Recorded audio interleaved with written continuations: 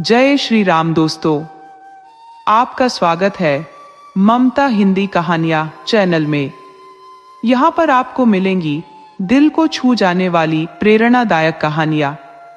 अगर आपको हमारी कहानियां पसंद आए तो वीडियो को लाइक करें, चैनल को सब्सक्राइब करें और अपने सुझाव कमेंट में जरूर दें। आपके सहयोग से आपका अपना चैनल ज्यादा से ज्यादा लोगों तक पहुंच पाए। धन्यवाद।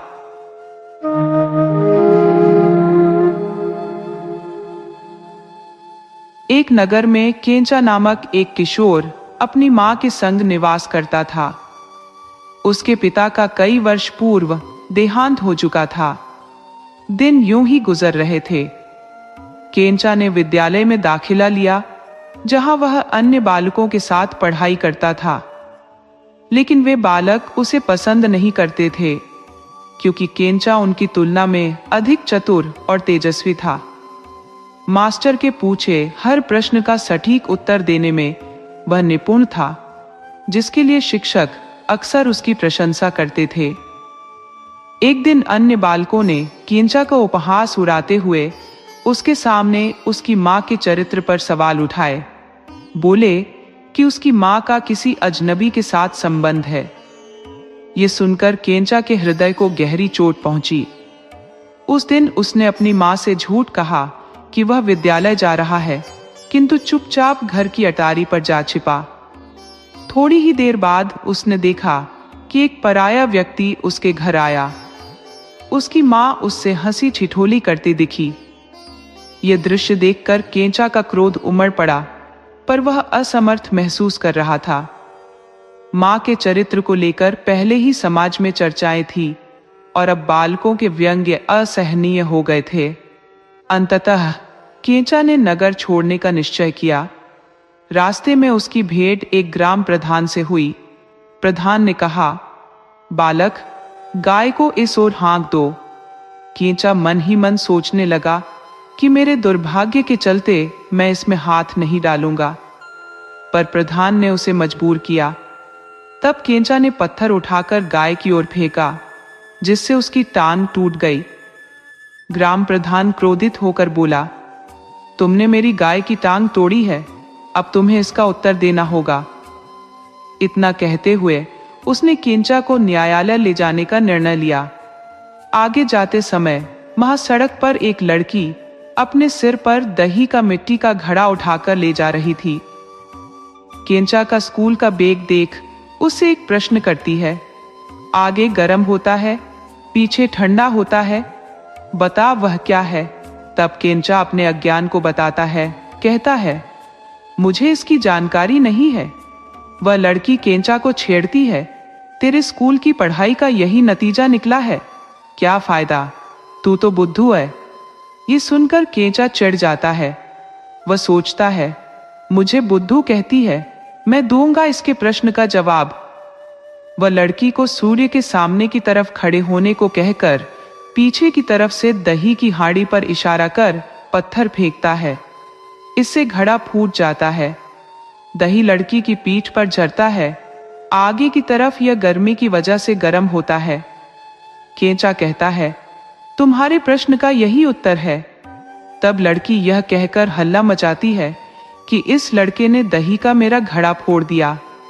इस तरह वह लड़की भी केंचा को कोर्ट ले जाने लगती है। इस तरह वे लोग आगे बढ़ते रहते हैं। अब भी शहर पहुंचने में काफी समय लग सकता था। तब संध्या का समय होता है। तीनों लोग रास्ते पर एक गांव में ठहर जाते हैं। उस गांव में एक बुढ़िया रहती थी। ये लोग वहीं पर खाना नाश्ता पानी कर लेते हैं। तब वह बुढ़िया एक प्रश्न आगे रखती है, बेटा, आंजनेय ने लंका नगर किस तरह जलाया? जवाब में रामायण की कहानी कहकर लंका दहन की रीति का वर्णन करता है। मगर बुढ़िया इस जवाब से खुश नहीं होती। वह कहती है, बेटा, मुझे भी यह कहानी मालूम है, इसलिए इस जवाब से कोई फायदा नहीं। तू यह दिखा कि उसने किस तरह लंका को जलाया। तब केंचा ने कहा, दादी, मैं तुम्हें दिखाकर बताऊंगा कि किस तरह हनुमान ने लंका को जलाया। एक काम करो, यहाँ कहीं से एक बंदर को पकड़ कर ले आओ, साथ ही 3 गज कपड़ा भी लाना। बुढ़िया केंचा की बात मानकर ये सारी चीजें ला देती है। केंचा बंदर को पकड़कर उसकी पूंछ में 3 गज कपड़ा गोल गोल बांधकर उस पर दियासलाई की डिबिया से सलाई निकालकर आग पैदा कर उसे जला देता है। बंदर आग से घबराकर मकान के चारों तरफ भागता है। तब बुढ़िया चिल्लाकर बंदर के पीछे पीछे भागती है। ये चारों लोग घर में इस तरह भागते हैं। तब तक सुबह हो जाती है। चारों लोग तब नाश्ते के लिए चल पड़ते हैं। नाश्ता कर वे लोग पान भी खाते हैं। केंचा भी पान लेकर खाता है। उन चारों लोगों की जीभ इससे लाल रंग की हो जाती है। केंचा की जीभ लाल रंग नहीं पकड़ती। तब पान खिलाने वाली कहती है कि जिन लोगों की जीभ लाल हो चुकी है उनके चेहरे पर थूको तो तुम्हारी जीभ भी लाल रंग की हो जाएगी। तब केंचा देखता है कि पान बनाने वाली का लाल रंग है तो वह उसी के चेहरे पर ही थूकता है। तब वह भी केंचा पर क्रोधित होती है। शोर मचाकर वह भी इसे लेकर कोर्ट के लिए निकलती है। इन तरह चारों लोग और केंचा कोर्ट के रास्ते चल निकलते हैं। आते समय ही केंचा जज को अपनी 5 उंगलियों से इशारा करता है। छोटे शहरों में सामान्य रूप से एकमात्र जज होते हैं। उनके पास ज्यादा काम भी नहीं रहता। इन 5 लोगों को आते हुए अपनी खिड़की से ही देखकर 5 उंगलियों के इशारे को उसके साथ जोड़कर हिसाब लगता है कि उसे जैसे 500 रुपए मिलने वाले हैं। फिर कोर्ट शुरू होता है। उसमें से हर एक अपनी अपनी शिकायत पेश करता है। ये जानकर भी कि खुद गलत फैसला सुना रहा हूं, वह केंचा को ही निर्दोष ठहराता है। सभी निकल जाते हैं। वहां पर अंत में केंचा ही अकेला रह जाता है। जज फिर केंचा से पैसा मांगता है। केंचा कहता है उंगलियों के इशारे से, मतलब उन 5 लोगों के आने की बात कर रहा था। अब जज को भी गुस्सा आ जाता है, मगर उसे भी कुछ दूसरा रास्ता नहीं सूझता। गुस्से में केंचा को वहां से निकल जाने को कहता है। केंचा तुरंत वह शहर छोड़कर मैसूर की तरफ बढ़ जाता है। मैसूर आकर राजमहल में नौकरी करने लगता है। नौकरी में केंचा को वे लोग घुड़साल भेजते हैं। वहां पर वह घोड़ों को घास खिलाना, कुल्थी पकाकर खिलाने, घोड़ों की मालिश करना आदि काम करता रहता है। दिन बीतते हैं। एक दिन रानी घुड़साल आती है। रानी वहां के कार्यवाहकों के साथ बहुत हल्की हल्की बातें करती रहती है। केंचा जब इसे देखता है तो उसे यह सोचकर क्षोभ होता है कि रानी हो या मामूली इंसान, झोपड़ी हो या महल, हर कोई चरित्रहीन होता है। इसी तरह दिन बीतते समय एक दिन राजा प्रजा को उद्देशित कर नित्य उपदेश देता है। प्रजा के चरित्र के लिए आवश्यक सत्य चरित्र, सत्य व्यवहार आदि पर भाषण देता है। केंचा भी यह सब सुनता है। बीच में खड़े होकर वह कहता है, राजा, आप प्रजा को इतना सारा उपदेश दे रहे हैं, मैं भी सुन रहा हूं, मगर आपकी पत्नी घुड़साल में आकर छोटों के साथ इतना हल्का व्यवहार करती है, उसके लिए आप क्या कहेंगे? ये ठीक है क्या? वह इतना बोलकर बैठ जाता है। प्रजा बोलती नहीं। सभी बिल्कुल चुप हो जाते हैं, मगर राजा का पारा खूब चढ़ जाता है। वह अपने सिपाहियों को केंचा को पानी में डुबो देने का आदेश देता है। तब सिपाही केंचा को उठाकर एक बोरी में भर लेते हैं। पानी में डुबोने के लिए उसे उठाकर ले जाते हैं। मार्ग में उन सिपाहियों को एक शराबखाना दिखाई देता है। शराब के लोभ में वे सिपाही मोहबंद उस बोरी को रास्ते में छोड़कर शराब पीने निकल जाते हैं। उसके थोड़ी देर बाद उधर से एक लड़का गुजरता है। वह चुपचाप नहीं आता, गाना गाता हुआ आता है। वह आवाज सुनकर केंचा एक ड्रामा शुरू करता है। राजा की बेटी से मैं शादी नहीं करता, मैं राजा की बेटी से शादी नहीं करता कहना शुरू कर देता है। यह सुनकर वह लड़का पहले यह सोचता है, ये बोरी के अंदर से कैसी आवाज आ रही है। फिर वह पूछता है, तुम कौन हो, कहाँ हो और क्या कह रहे हो? कि तुम राजा की बेटी से शादी नहीं करना चाहते। ठीक है, तुम राजकुमारी से शादी नहीं करना चाहते हो तो मैं उससे शादी करूंगा, कहकर वह बोरी का मुंह खोलता है। तब केंचा बोरी से बाहर निकलता है और सिपाहियों से बच निकलने के लिए वह उस लड़के को ही बोरी में बंद कर खुद भाग निकलता है। थोड़ी देर में सिपाही खूब शराब पीकर धुत होकर लौटते हैं। उस नशे में बोरी को उठाकर कुएं के पास जाते हैं। अभी उसे फेंकने वाले होते हैं, तभी वह लड़का बोरी के अंदर से, देखो रे, मैं वह नहीं, वह यहाँ नहीं, कहकर चिल्लाता है। शराब के नशे में सिपाही उसकी बात का मतलब नहीं समझ पाते। वह उस लड़के वाली बोरी को ही कुएं में फेंककर मैसूर के राजमहल लौटते हैं। इन सैनिकों के पहुंचने से पहले केंचा वहां पहुंच जाता है। तब राजा उन सैनिकों को दंडित कर दूसरे सैनिकों को आदेश देता है। राजा सैनिकों को केंचा का सिर फोड़ने का आदेश देता है। तब दूसरे सैनिक केंचा को पकड़कर उसका सिर फोड़ने के लिए काफी दूर ले जाते हैं। वहां वे एक इंसान के समाने लायक गड्ढा खोदते हैं। उसमें केंचा को उतारकर उसके कंधों तक मिट्टी भरते हैं। वे सिपाही लोग भी यह सोचकर कि शराब पीने के बाद केंचा का सिर फोड़ेंगे, शराब पीने निकलते हैं। उस जगह पर थोड़ी देर बाद एक कोबड़ा बूढ़ा आता है। गले तक मिट्टी में धंसे केंचा को देखकर वह बूढ़ा, इस तरह तुम मिट्टी में धंसकर क्यों बैठे हो? तब केंचा जवाब देता है कि मैं यहाँ गड्ढा खुदवा कर मिट्टी में धंसकर बैठा हूं, क्योंकि मेरी भी कमर तुम्हारी तरह झुकी हुई थी। अब इस उपचार के बाद मेरा कुबड़ हवा हो जाएगा। बूढ़ा केंचा की बातों पर विश्वास कर कहता है, मुझे भी अपनी तरह मिट्टी में गाड़ दो, मुझे भी अपना कुबड़ दूर करना है। केंचा कहता है, मुझे बाहर निकाल दो तो मैं यही उपचार तुम्हारा भी करूंगा। खुद मिट्टी से बाहर निकलकर केंचा अब उस बूढ़ी को अपनी जगह गाड़ देता है। केंचा उसको उस हालत में छोड़कर निकल जाता है। उसके थोड़ी देर बाद सिपाही शराब पीकर लौटते हैं। देखे बिना बूढ़े के सिर पर हथौड़ा मारते हैं। इस बार केंचा राजमहल न जाकर एक हाट की तरफ बढ़ता है। वहां पर एक बुढ़िया पेड़े, मंगोड़ी, भजिया आदि वस्तुएं बेच रही है। केंचा वहां पर जाता है। केंचा से बुढ़िया पूछती है कि तुम्हारा नाम क्या है? केंचा जवाब में कहता है, दे सकता हूं। इतना कहकर उसकी दुकान की सभी वस्तुएं उठाकर खाता है। उसे पैसा नहीं देता, चला जाता है।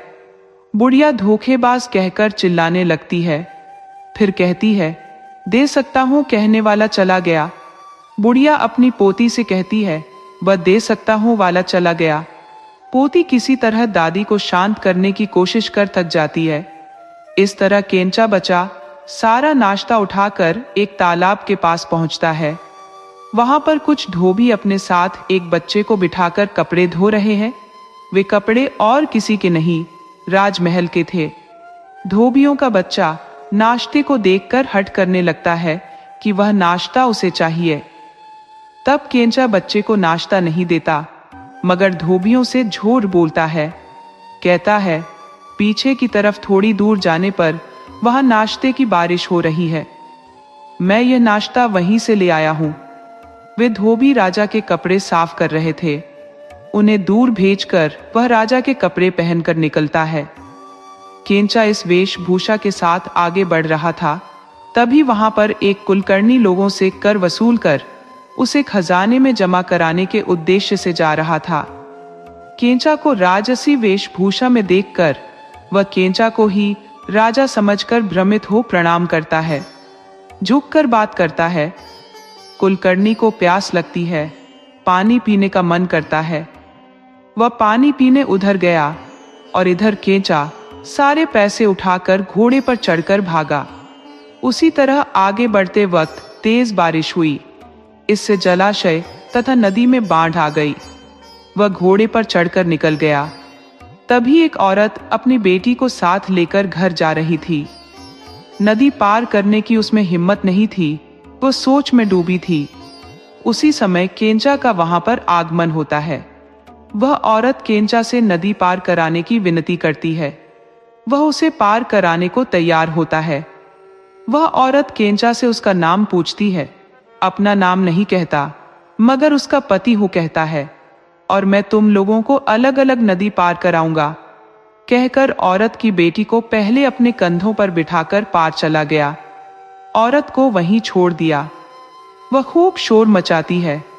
उसका रोना सुनकर वहां पर खूब लोग जमा हो जाते हैं। वह रोते रोते कहती है, मेरी बेटी को उसका पति ले गया है। फिर केंचा आगे एक गांव में पहुंचकर ग्राम मुखिया के घर ठहराता है। वहां अपने घोड़े की पूंछ से पैसे बांधकर सुबह होते ही देखता है, मेरा घोड़ा पैसा देता है। ग्राम मुखिया आकर देखता है। केंचा की बात को सच मानकर घोड़े से वह आकर्षित होता है, चाव होता है। वह केंचा से घोड़ा मांगता है। केंचा कहता है, इस घोड़े का दाम 10,000 रुपया है। वह आगे बढ़कर कहता है, मुखिया, आप रोज घोड़े से पैसे मत निकालना, सब पैसे आप धन बक्से में भरते जाइए, महीने में एक बार ही निकालना, कहकर मुखिया से 10,000 रुपए वसूल कर निकल जाता है। 1 महीने बाद मुखिया घोड़े के गोबर में हाथ डालकर पैसे निकालने की कोशिश करता है, मगर उसे पैसे नहीं मिलते।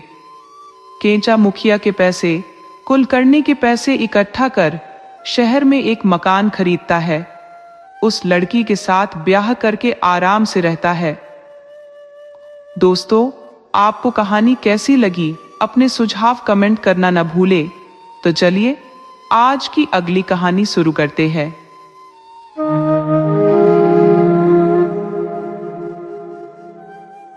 एक नगर में एक पिता और पुत्र का निवास था।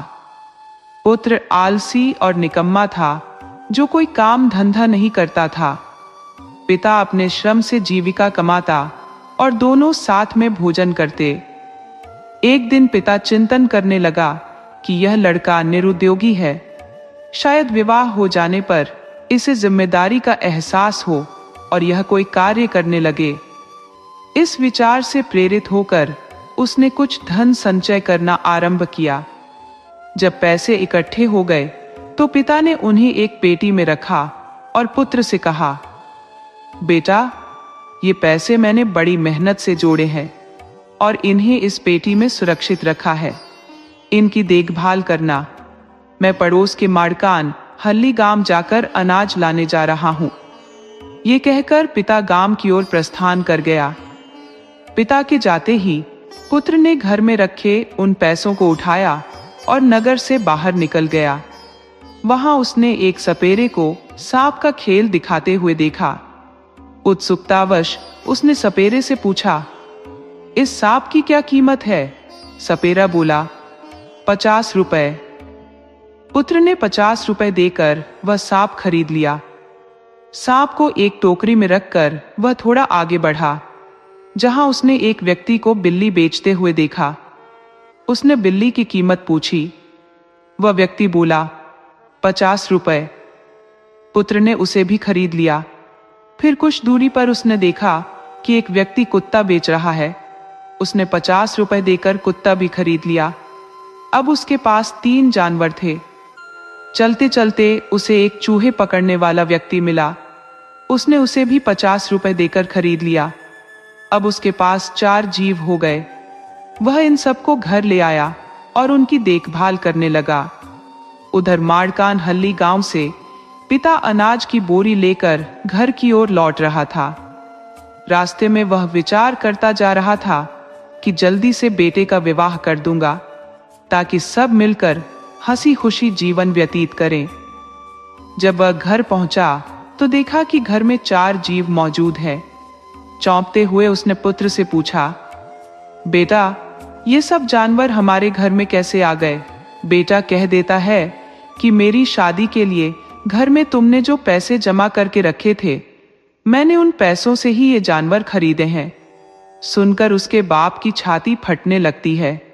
वह कहता है, हाय, तुम्हारी शादी करने के लिए बहुत मेहनत कर पैसे इकट्ठा किए थे, तुमने सब बर्बाद कर दिए। अब क्या किया जा सकता था? बेटे को डांटकर चुप हो जाता है।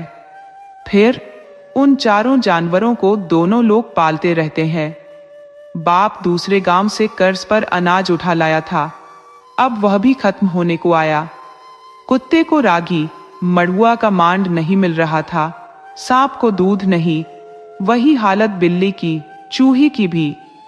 तो उसने क्या किया, कुत्ता और बिल्ली को शहर की सीमा के बाहर छोड़ आया। अब सांप के लिए बाम्बी ढूंढने जाता है, चूहे को नदी में छोड़ आया। फिर थोड़ी दूर पर बाम्बी दिखाई पड़ी। अब यह सांप को उसमें छोड़ने आगे बढ़ा। तभी सांप ने कहा, मालिक, तुमने आज तक मेरी देखभाल की है, तुम्हारे उपकार को मैं भला कैसे भूल सकता हूं। ऐसा करो कि तुम यहां थोड़ी देर यहां रुके रहो। इस बाम्बी में मेरे पिता नागराज रहते हैं, मैं उनसे मिलकर तुम्हें कुछ दिखाना चाहता हूं। इतना कहकर वह सांप अंदर गया। अंदर जाकर छोटे सांप ने अपने पिता से सारी आप बीती बात बताई। उसने अपने पिता से कहा और यह विनती की कि तुम्हारे सिर पर जो अनमोल रत्न है उसे इसे दे दो, तब उसके उपकार का यह सही उपहार होगा। नागराज ने अपने बेटे की सलाह मानकर उसके हाथ अपनी मुकुटमणि दे दी। छोटा सांप उसे लेकर बाहर आया। अपने यजमान को उसने नागमणि देकर कहा, इसे ले जाओ, जब जो भी तुम्हारा खाना खाने का मन करेगा इससे कहो, तुरंत यह तुम्हें वह सब खिला देगी। तब नागमणि को लेकर अपने घर गया। उसे मणि के सामर्थ्य की परीक्षा करने का मन हुआ। उसने मणि से कहा, मुझे खाने को खिचड़ी चाहिए। तुरंत खिचड़ी लड़के के सामने थी। बाप बेटे दोनों ने उसे खाया। रोज इसी तरह उसके सामने मान पेश करता। उस चीज को पाकर बाप बेटा दोनों खा लेते। ये क्रम काफी दिनों तक चलता रहा। फिर एक दिन बाप ने कहा, बेटा, हमारी यह झोपड़ी बहुत छोटी पड़ रही है, तुम ऐसा करो, कुछ नारियल के पत्ते तोड़ लाओ, एक दो बांस की डंडी भी ले आओ, मैं खुद इन चीजों के लिए चादर फैला दूंगा। बेटे ने जवाब दिया, बाबा, मैं तो घर में रहता ही नहीं, फिर तुम्हें बड़ा मकान क्यों चाहिए। मैं सामान तो ला दूंगा, मगर मैं उसके आगे कोई काम नहीं करूंगा। ये कहकर वह घर के बाहर निकलकर किसी दूसरे गांव बसने का मन बनाकर चल पड़ा। वहां पर एक गांव था। उस गांव के एक किनारे पर बूढ़ी कुब्जा का एक बगीचा था। उसने वहां फुलवारी बना रखी थी। उन फूलों को छुड़ाकर उस शहर के राजा को रोज पहुंचाती थी। उस युवक को रास्ते में वह बगीचा दिख गया। फिर वह वहां पर आया। उसके मकान के आगे आकर आवाज देता है, पूछता है कि अंदर कौन रहता है। वहां अंदर वही बुढ़िया थी। पूछती है, कौन है, क्या चाहिए। जवाब आता है, खूब प्यास लगी है, पानी चाहिए। बुढ़िया ने अंदर से पानी लाकर दिया और पूछा, कौन से गांव के हो, कहां जा रहे हो। वह अपने गांव का नाम बतलाकर कहता है, मैं तो नौकरी की तलाश में निकला हूं, कुछ मजदूरी कर पेट भरना चाहता हूं। तब बुढ़िया कहती है, मेरे यहां काम करते रहो, मैं तुम्हें मजदूरी दूंगी, खाना भी खिलाऊंगी। उस जवान आदमी को बुढ़िया की बात भा गई। फिर उसी के यहां रहने लगा। उस शहर के राजा की बेटी 12 साल की होती है। अब भी उसकी शादी नहीं हुई थी। राजा ने एक शर्त लगा रखी थी कि मेरे महल के आगे एक कुआं है, जो युवक उस कुएं में मोती मणिक भर देगा, उसे अपनी बेटी देकर शादी रचाऊंगा। लड़की सारी बातें उसे कहती है। लड़के को पत्नी पर बहुत गुस्सा आता है। वह उसे खूब पीट कर कहता है, आज से मेरा तुम्हारा रिश्ता खत्म हुआ। जादूगर आधी रात के समय जादू करता है। उसे राज्य और पलंग इसके पास आ गए। आते ही वह पलंग पर बैठकर सोचता है कि यहीं बैठे रहने से मैं इस लड़की के घरवाले के हाथ फंस सकता हूं। इसलिए तुरंत चूहा राज्य की पास वाली गुफा चलो कहा। तुरंत पलंग के साथ वह गुफा में पहुंच गया। तब तक सुबह हो गई। लड़का देखता क्या है कि यह बीवी पलंग कुछ भी नहीं है। तब लड़का अपने ससुर से कहता है। राजा दामाद पर क्रोधित होकर उसी को दोष देकर पूछता है कि तू ही बता, मेरी बेटी कहाँ है? राजा को अपने दामाद पर शक होता है। कहता है, मैं तुम्हें 7 दिन का समय देता हूं, तब तक किसी भी हालत में तुम्हें मेरी बेटी को यहां लाना ही होगा। इतना कहकर उस पर इस शंका से कि यह कहीं भाग जाएगा, उसे एक कमरे में बंद कर ताला लगा देता है। खाना पानी कुछ भी नहीं देता। इस तरह लड़का मुसीबत में फंस जाता है। इस मुसीबत के समय उसे अपने उस कुत्ते की याद आती है। तब कुत्ता बिल्ली के पास जाकर कहता है कि बिल्ली बहन, सुनो, वह लड़का जिसने हमें पिष्ट दूध देकर पाला था, अब मुसीबत में फंसा है। चलो अभी हम उसके पास चलते हैं और उसे मुसीबत से बाहर निकालेंगे। तब इन जीवों ने उसकी मदद करने का उपाय सोचा और सीधे उसी जगह पर आए जहां राजा ने उसे नजरबंद कर रखा था। उस कमरे की छत पर वे जीव चढ़े और गवाक्ष से झांक कर उसे देखा। उसे बात की कहा, हम तुम्हारी मदद करने आए हैं, चिंता मत करो, हम तुम्हें इस मुसीबत से बाहर निकालेंगे। कहो हमें अब क्या करना होगा? तब उसने उन बंधुओं से कहा, तुम लोग उस जादूगर को पकड़ो और उसके पास जो नागमणि है उसे छुड़ा लाओ। तब बिल्ली, कुत्ता और चूहा शहर में आते हैं। शहर की सीमा के दोनों तरफ वे बैठ गए। तभी दूसरे कई चूहे शहर में आए। इन तीनों जीवों को देखकर उन्हें डर लगा। सोचा कि ये हमें खा जाएंगे, इसीलिए वे चूहे के सामने वाले मकान में घुसकर बैठ गए। कुछ दिन बीते, चूहों को भी खूब भूख लगी। तब कुछ छूंदरों ने आपस में बातचीत कर कि हम इन लोगों से पूछेंगे कि ये इतने दिनों से यहाँ इस तरह क्यों बैठे हैं। वह इन जीवों के पास आई, पूछा, बताओ भाई लोग, तुम यहाँ क्यों आए हो? हमसे क्या चाहते हो? तब इन तीनों ने जवाब दिया, कहा, कुछ नहीं, यहाँ पर पहाड़ के ऊपर एक गुफा है, वहां पर एक जादूगर है, उसके पास माणिक रत्न है, उसे लाकर हमें देना होगा। हमारी बात मानो तो ठीक, नहीं तो हम तुम्हारे पूरे शहर को बर्बाद कर डालेंगे। इन बड़े बड़े चूहों ने इनकी बात मानने का आश्वासन दिया। तब सभी चूहे गुफा के पास आए। ढूंढते हैं, मानी रत्न कहीं नहीं मिलता। उन चूहों में से एक छोटी पूंछ वाला चूहा था।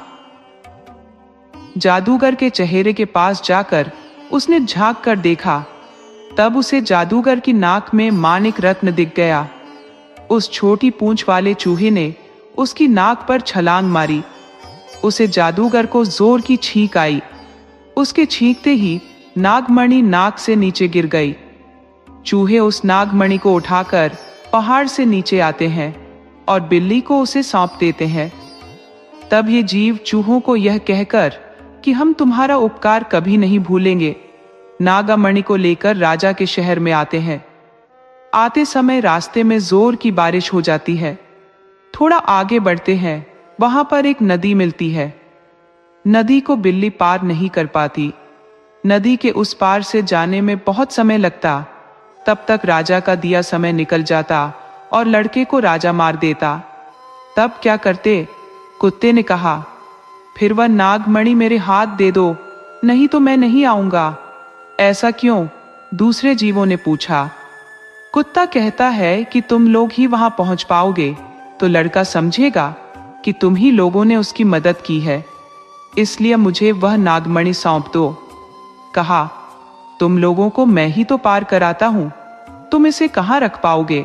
तुम मुंह में रखोगे तो नदी में गिर जाएगी। मैं उसे अपने कान में रखूंगा, इससे लड़के का भला होगा। कुत्ते ने हट नहीं छोड़ा। उसने कहा, तुम नागमणि मुझे सौंप दो तो ही मैं उस पार आऊंगा। इस तरह कुत्ते को नागमणि दी गई। अब कुत्ता बिल्ली को पीठ पर बिठाकर नदी में उतरा। चूहा पहले से ही नदी में घुस गया। तीनों ने इस तरह नदी पार कर ली। कुत्ता नागमणि को मुंह में रखकर आया था। पार करते समय नागमणि फिसलकर नदी में गिर गई थी। तीनों को चिंता हुई कि अब क्या किया जाए। बिल्ली ने कुत्ते से कहा, तुम हमारी बात मानते तो यह नौबत नहीं आती। राजा का दिया वादा आज खत्म हो रहा है, क्या किया जाए? चूहे ने बिल्ली की बात सुनकर कहा, देखो, उसने अन्न देकर हम लोगों को पाला है, अब राजा उसे सूली पर चढ़ा देगा। हमें इस समय उसके उपकार का ऋण चुकाना चाहिए। इस तरह कहकर चूहा फिर से नदी में कूद पड़ा। तलाश कर नागमणि ले आया। कहा, इसे जल्दी ले जाकर उस लड़के की जान बचा दो। तब बिल्ली और कुत्ता नागमणि को लेकर शहर आते हैं। तब तक उसको सूली पर चढ़ाने की तैयारी हो रही होती है। ये दोनों दौड़कर आते हैं और उस लड़के के हाथ मणिक के रत्न को लाकर देते हैं। नागमणि के मिलते ही लड़के ने उसे अपनी हथेली पर रखकर कहा, मेरी पत्नी घरवाली अब जहां भी हो तुरंत मेरे पास आ जाए। तब पलन के साथ सुबह सुबह राजकुमारी राजा के यहाँ आ पहुंचती है। राजा बेटी को देख बहुत खुश होता है। कहता है, मुझे माफ कर दो, मैंने तुम्हारी वजह से अपने जमाई को बहुत कष्ट दिया। तब दामाद को भी अपने ससुर पर प्रेम हुआता है। राजा पूरे राज्य को दामाद और बेटी के हाथ सौंपता है। तब वह लड़का अपने बाप को भी शहर बुला लेता है। परिवार के साथ सुखी जीवन जीता है। राजा पाठ की भी देखभाल करता है। दोस्तों, आपको कहानी कैसी लगी? अपने सुझाव कमेंट करना न भूले। तो चलिए आज की अगली कहानी शुरू करते हैं।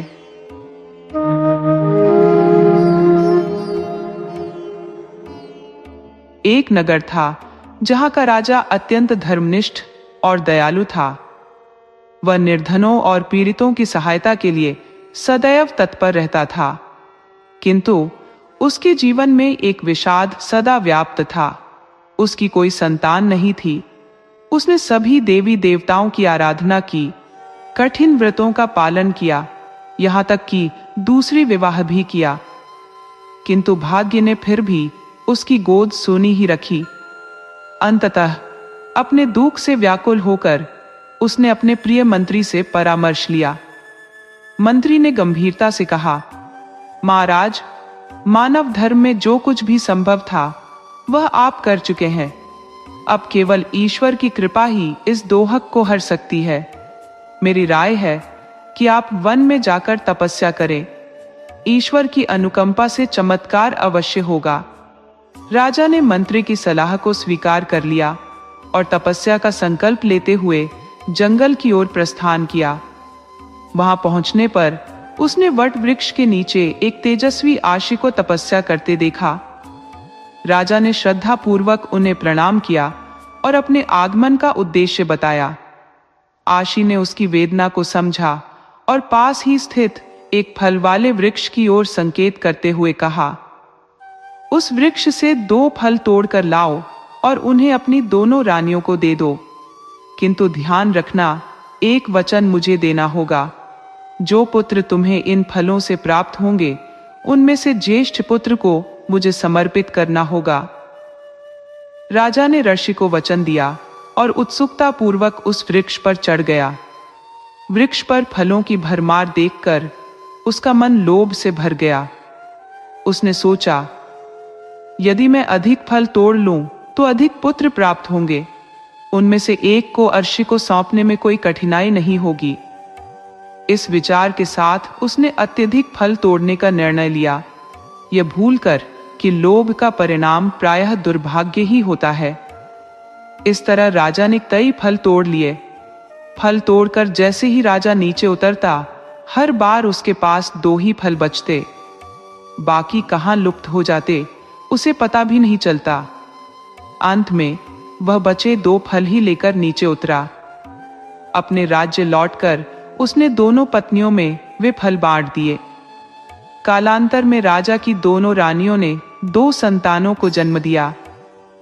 एक अनहोनी बात यह थी कि राजा की बड़ी पत्नी ने इंसान की जगह एक शंख को जन्म दिया और दूसरी रानी ने एक सुंदर पुत्र को जन्म दिया था। राजा को वैसे भी बड़ी रानी से बढ़कर छोटी रानी से ज्यादा प्रेम था। वह दूसरी रानी की संतान को ज्यादा दुलारता है। बड़ी रानी की उपेक्षा कर उससे बात करना भी छोड़ देता है। वचन के अनुसार ऋषि अपना दाय मांगने आता है। बड़ी रानी ने शंख को जन्म दिया था, मगर उसी शंख के प्रति उसकी ममता थी। इसीलिए ऋषि जब अपना हक पेश करता है, रानी उसके आगे बहाना बनाकर विनती करती है, बाबा, ये बेटा आखिर शंख है, वचन के हिसाब से इस पर आपका ही हक बनता है, मगर मेरी एक विनती है, वह यह कि इसको थोड़ा बड़ा होने दीजिए, उसके बाद आप ले जाइए। ऋषि उसकी बात मानकर लौट जाते हैं। इधर दिन दूना रात चौगुना शंख बड़ा होता पलता रहता है। इस बीच एक अनहोनी घटना घटती है। अनहोनी यानी रोज रात के समय रानी एक बर्तन में दूध जमा करके रखती है, मगर सुबह होने पर दूध का बर्तन खाली हो जाता। एक दिन रानी कौतूहलवश जागती रहती है। रात को 12 बजे के बाद वह एक विचित्र घटना देखती है। शंख जो उसका बेटा था, उसमें से एक सुंदर राजकुमार निकलता है। वहां रखा सारा दूध पीकर वह फिर से शंख में जाकर समा जाता है। यह क्रम कई दिनों तक चलता रहता है। एक दिन रानी भावुक होकर उसे उठाकर खूब प्यार करती है। एक दिन की बात है, राजकुमार शंख से बाहर निकलकर जैसे ही दूध पीकर लौटने लगता है, देखता क्या है कि मां ने शंख को वहां से हटा दिया है। विवश होकर वह मां से कहता है, मां, आपने शंख को क्यों हटा दिया? मुझे अभी उसी में रहकर बढ़ना था, मगर उस हालत में कुछ नहीं किया जा सकता था। वह आगे मां के पास रहकर ही बढ़ता रहता है। वह ऋषि अब फिर से राजा के पास आ जाता है। राजा को उसका वचन याद दिलाता है। इस बीच राजमहल में जो बात घटी थी, शंख राजकुमार के रूप में परिवर्तित हुआ था, इस बात की राजा को कोई जानकारी नहीं थी। ऋषि राजकुमार को लेकर निकल जाता है। जब रानी रोने लगती है, राजकुमार खुद आगे बढ़कर अपनी मां को समझाकर शांत कराता है। ऋषि लौटती बार जंगल, मैदान, पहाड़ आदि मार्ग से चलकर अंत में एक बड़ी गुफा के पास पहुंचता है। वह राजकुमार को उस गुफा के अंदर ले जाता है। वहां अंदर एक देवी मां की मूर्ति रहती है। ऋषि रोज उस मूर्ति की पूजा करता रहता है। एक दिन वह राजकुमार को बुलाकर कहता है, मैं जाकर नदी में नहा करके लौटता हूं। मेरे लौटने तक तुम यहां पर झाड़ू लगाकर कपड़े से पोंछकर जगह को साफ सुथरा कर रखो। इतना कहकर वह नदी की तरफ निकल जाता है। राजकुमार को यह पहली बार अकेले रहने का अवसर मिला था। वह यह सोचकर कि अपने पास काफी समय है, थोड़ी देर के लिए मैं गुफा की प्रदक्षिण कराऊं, घूमना शुरू करता है। गुफा के दाएं तरफ एक कोने पर एक इंसान के प्रवेश करने योग्य छेद उसे दिखाई देता है। बालक सहज कौतूहल से उसके अंदर घुस जाता है। अंदर जाने पर उसे जो दिखाई देता है, उसे खुद अपनी आंखों पर विश्वास नहीं होता। उस तल भाग की छत पर चारों तरफ कई मुंड यानी गले के ऊपरी भाग छड़ों की तरह लटकते रहते हैं। राजकुमार को देखकर वे मुंड अट्टहास कर हंसना शुरू कर देते हैं। राजकुमार अंदर से जरूर डर जाता है, फिर भी हिम्मत कर वह पूछता है, तुम लोग इस तरह क्यों लटके हुए हो? तुम लोगों का धड़ कहाँ गया? मुझे देखो, मैं कैसा लगता हूं? जवाब में वे मुंड बोलते हैं, तुम्हें देखकर हमें दया आ रही है। तुम्हें धोखा हुआ है। हमें भी यह ऋषि धोखा देकर इसी तरह ले आया था।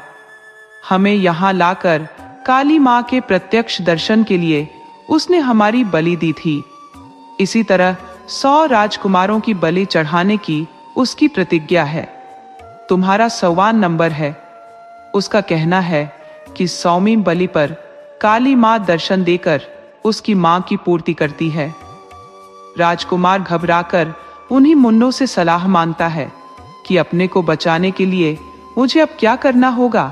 अब मुंड बोलते हैं, तुम हम लोगों पर विश्वास करो, हमारा कहना मानो, हम तुम्हारा मार्गदर्शन करेंगे। सुनो, वह अभी यहां आकर तुमसे झाड़ू लगाने को कहेगा।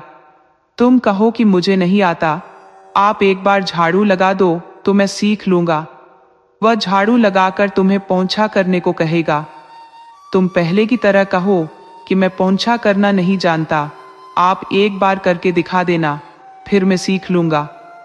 वह पोंछा करता रहेगा, तब तुम काली माँ के हाथ से तलवार छीनकर ऋषि का गला काट देना। काली माँ तब तुमको ही दर्शन देंगी। राजकुमार मुंडो से कहता है कि मैं बिल्कुल वैसा ही करूंगा। ऋषि नदी में नहाकर लौटते समय पूजा के लिए फूल लेकर आता है। राजकुमार उसके आने तक दीवार के सहारे खड़ा रहता है। इस पर ऋषि को गुस्सा आता है। वह लड़के से झाड़ू लगाने को कहता है।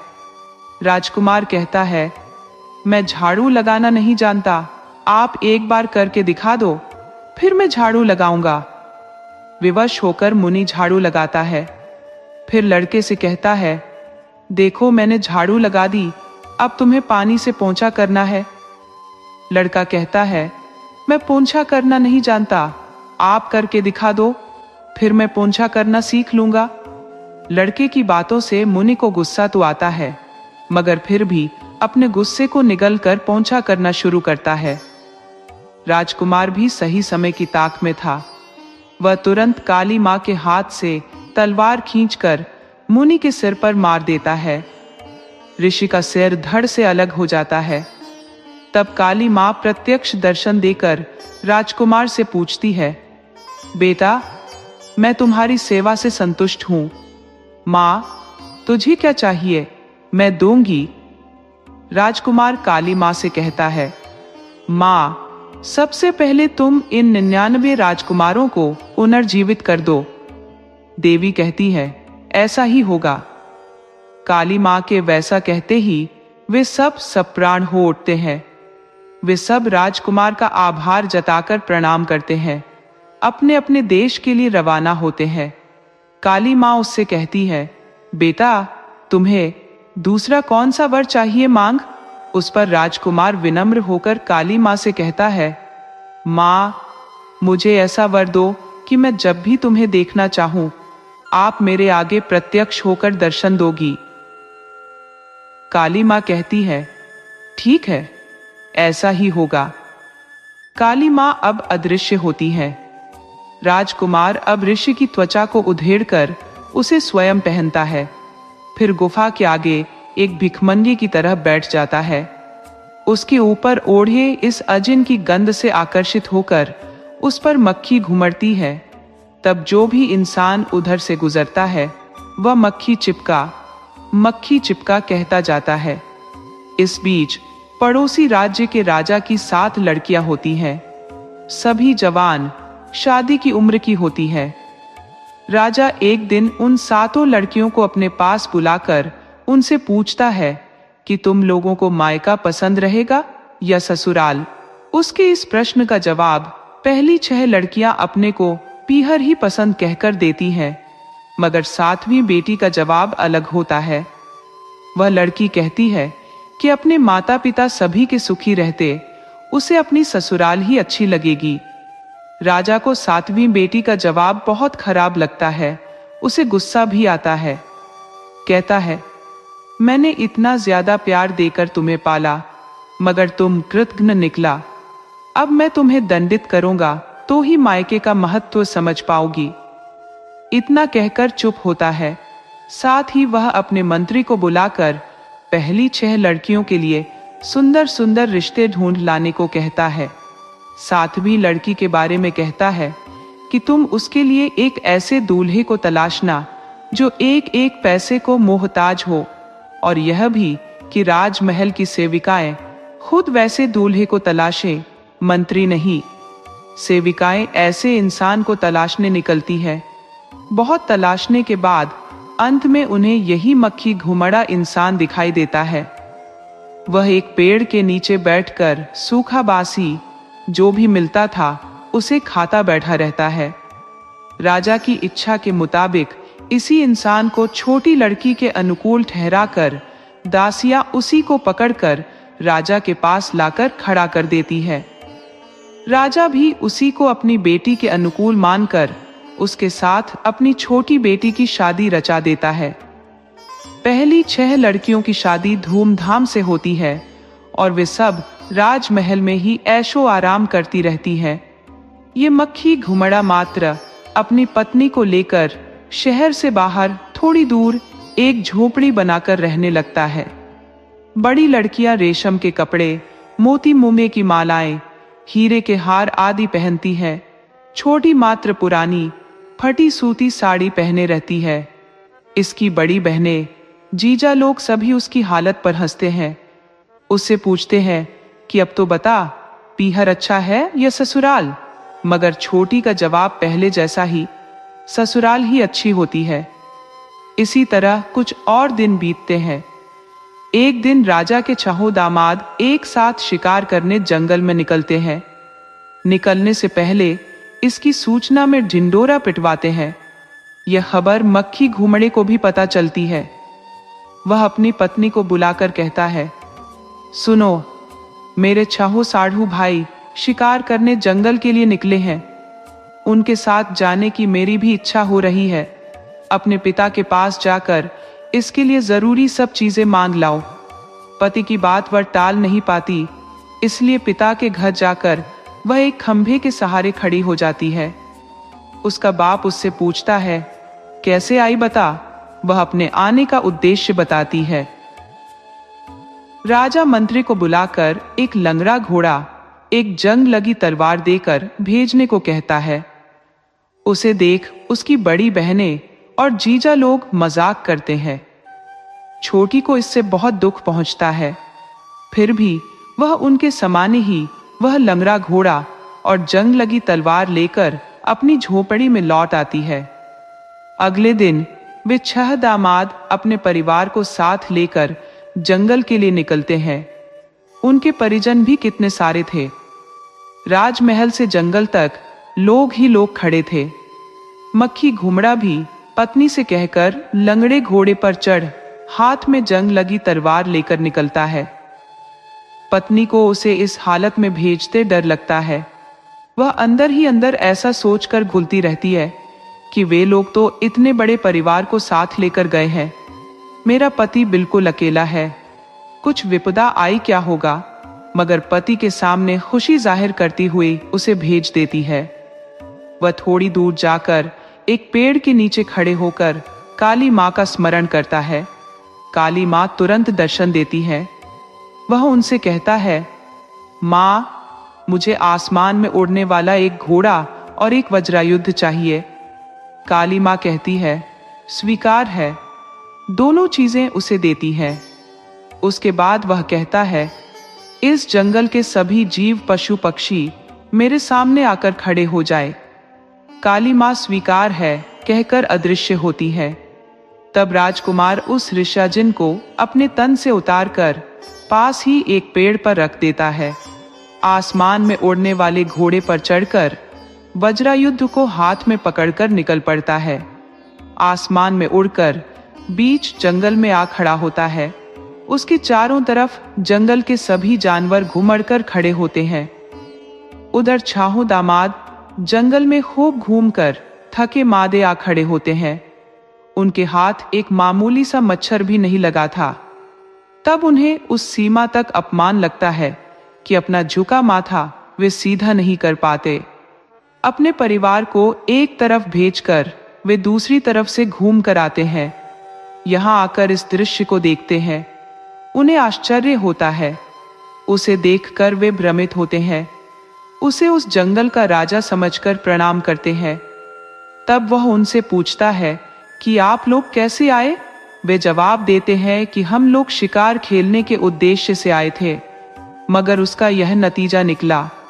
उनसे वह कहता है कि ठीक है, मैं जो चीज मांगूंगा उसे तुम लोग दे दो तो मैं तुम्हें शिकार खेलने दूंगा। वे लोग उसकी बात मान लेते हैं। वह उन 6 लोगों से राजपाट वाली अंगूठी देने को कहता है। वे लोग उसकी बात मानकर अंगूठी उतारकर उसे देते हैं। उसे पहनकर उन्हें 6 बाघ पकड़कर देता है। तब वे लोग घमंड का दिखावा करते हुए मानो खुद शिकार खेल चुके हों, उन बाघों को लेकर अपने यहाँ लौटते हैं। वह फिर भी पेड़ के पास जहां उसने ऋष्याजन छिपाकर रखा था आता है और उसे पेड़ के ऊपर से उतारकर पहनता है। बाकी सबसे छिपाकर रखता है। फिर एक बगीचा छिपकली पकड़कर लौटता है। ले, ये अपने बाप को दिखलाया कहकर पत्नी के हाथ में उसे देता है। वह उसकी बात को टाल नहीं पाती। ठीक है कहकर उसे ले जाती है। वहां सभी बड़े संभ्रमित होकर उत्सव मनाते रहते हैं। वो वहां जाकर एक खंभे की आड़ में खड़ी हो जाती है।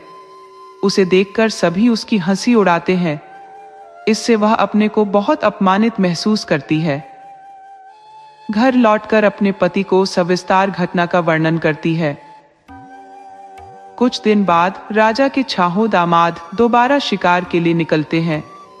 जंगल में आकर देखते हैं कि वहां कोई जानवर ही नहीं है। पिछली बार जैसा ही होता है। फिर से उन पर एक शर्त लगाकर वह अपनी पसंद का जानवर पकड़कर ले जाने को कहता है। इस बार वे लोग अपने अपने हाथ की छोटी उंगली काटकर उसे सौंप देते हैं और एक एक शेर को पकड़कर राजधानी लौटते हैं। फिर इसके बाद अगली बार भी यानी तीसरी बार भी इसी तरह होता है। इस बार वह उन सभी लोगों के कपड़े उतरवाकर उनकी पीठ पर गरम सलाख से जलाकर 6 हाथी पकड़कर देकर उन्हें भेजता है। राजा के ये सब दामाद इस तरह दिखावा करते हुए जैसे उन्हीं ने हाथियों का शिकार किया हो, बाजे बजवाते जलसा मनाते घर लौटते हैं। मक्खी घुमड़ा भी मामूली पिछली बार की तरह ऋष्याजन पहनकर घर लौटता है। अपनी पत्नी से कहता है कि मैं बहुत थका हुआ हूं, पानी गरम कर दो तो नहा लूंगा। वह पानी गरम कर देती है। फिर वह नहाने जाता है। वह आदतन नहाते समय किसी को भी अंदर आने नहीं देता था। आज उसकी पत्नी को कुछ शक होता है। वह आज उसके पीछे का राज जानने का मन बनाती है और उसके नहाते वक्त वह एक छेद से देखती है। देखती क्या है कि पति राजकुमार की तरह शानदार चमक रहा है। उस अजिन को खोलकर उसने बगल में ही रख लिया था। वह सोचती है कि किसी तरह ऐसा करना चाहिए कि यह अजिन उसके हाथ न लग सके। मक्खी घुमड़ा जब बालों में शिकाकाई लगा रहा था, उसकी आंखें बंद थी। उस अवसर का लाभ उठा वह उस अजिन को उठाकर जलते चूल्हे में डाल देती है। नहा चुकने के बाद मक्खी घुमड़ा अजिन को पहनने के उद्देश्य से अपने चारों तरफ देखता है, मगर वह तो आग की आहुति बन चुका था। अब राख मात्र उसे दिखाई देती है। हालांकि यह सब उसे बहुत खराब लगता है। वह अपने आप को समझाकर चुप ही रहता है। पत्नी से सारी बातें कहता है। अब क्या किया जा सकता है? ऐसा करो कि तुम कुछ दिन अपने पिता के यहाँ रहो, मैं बाद में आ जाऊंगा। पति की बात मानकर वह राजा के यहाँ जाती है। उसके मायके लौटने पर उसकी दीदिया जीजा लोग सभी मिलकर उसकी खिल्ली उड़ाते हैं। तब तक मक्खी घुमड़ा आकाश मार्ग से उड़ते घोड़े पर चढ़कर वहां जहां पर छोटी को वे लोग नीचा दिखाते रहते हैं आ उतरता है। ये 6 लोग अपना राज खुल जाने के डर से कांपने लगते हैं। उनको वह राज छाप वाली अंगूठियां दिखाकर कहता है, ये लो, पहली बार तुम लोगों को बाघ पकड़कर दिया था ना, तब जो अंगूठी तुम लोगों से ली थी, कहते हुए अंगूठी देता है। फिर दूसरी बार शिकार खेलने तुम लोग जब आतुर थे, तब तुम लोगों से जो छोटी उंगली ली थी वह लो, और तीसरी बार मैंने तुम लोगों को जो शिक्षा दी थी वह तुम लोगों के कपड़े ये भी लो, कहकर उन्हें देता है। वह छहों दामाद और उनकी पत्नियां बिना बोले किसी एक कोने में जाकर छिपकर बैठ जाते हैं। तभी मक्खी घुमड़े के किए कार्यों से संतुष्ट होकर उसकी पत्नी आकर उसके गले लग जाती है। सभी लोगों को यह पता लग जाता है कि यह और कोई नहीं, छोटी का पति है। सभी अपमानित सा अनुभव करते हैं। राजा तो शर्म से अपना सिर भी नहीं उठा पाता। फिर वह आकाश में उड़ने वाले घोड़े पर चढ़कर अपनी पत्नी को साथ बिठाकर अपने राज्य में लौटता है। वहां पर उसके माता पिता संतुष्ट होकर उनका स्वागत करते हैं। वे सब एक साथ रहकर 100 वर्षों तक राज्य करते सुखी जीवन बिताते हैं। दोस्तों, आपको कहानी कैसी लगी अपने सुझाव कमेंट करना न भूले। तो चलिए आज की अगली कहानी शुरू करते हैं।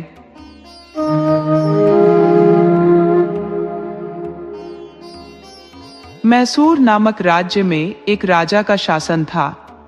उनके विवाह को 12 वर्ष बीत चुके थे, किंतु उन्हें कोई संतान नहीं थी।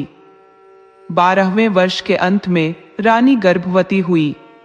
एक दिन रानी ने राजा से कहा, राजमहल में रहते रहते मन ऊब गया है, चलिए आज बगीचे में घूमने चलते हैं। राजा और रानी दोनों बगीचे की ओर प्रस्थान कर गए। वहां सबसे पहले वे एक दूध वाले के पास गए, जहां उन्होंने ताजा दूध का सेवन किया।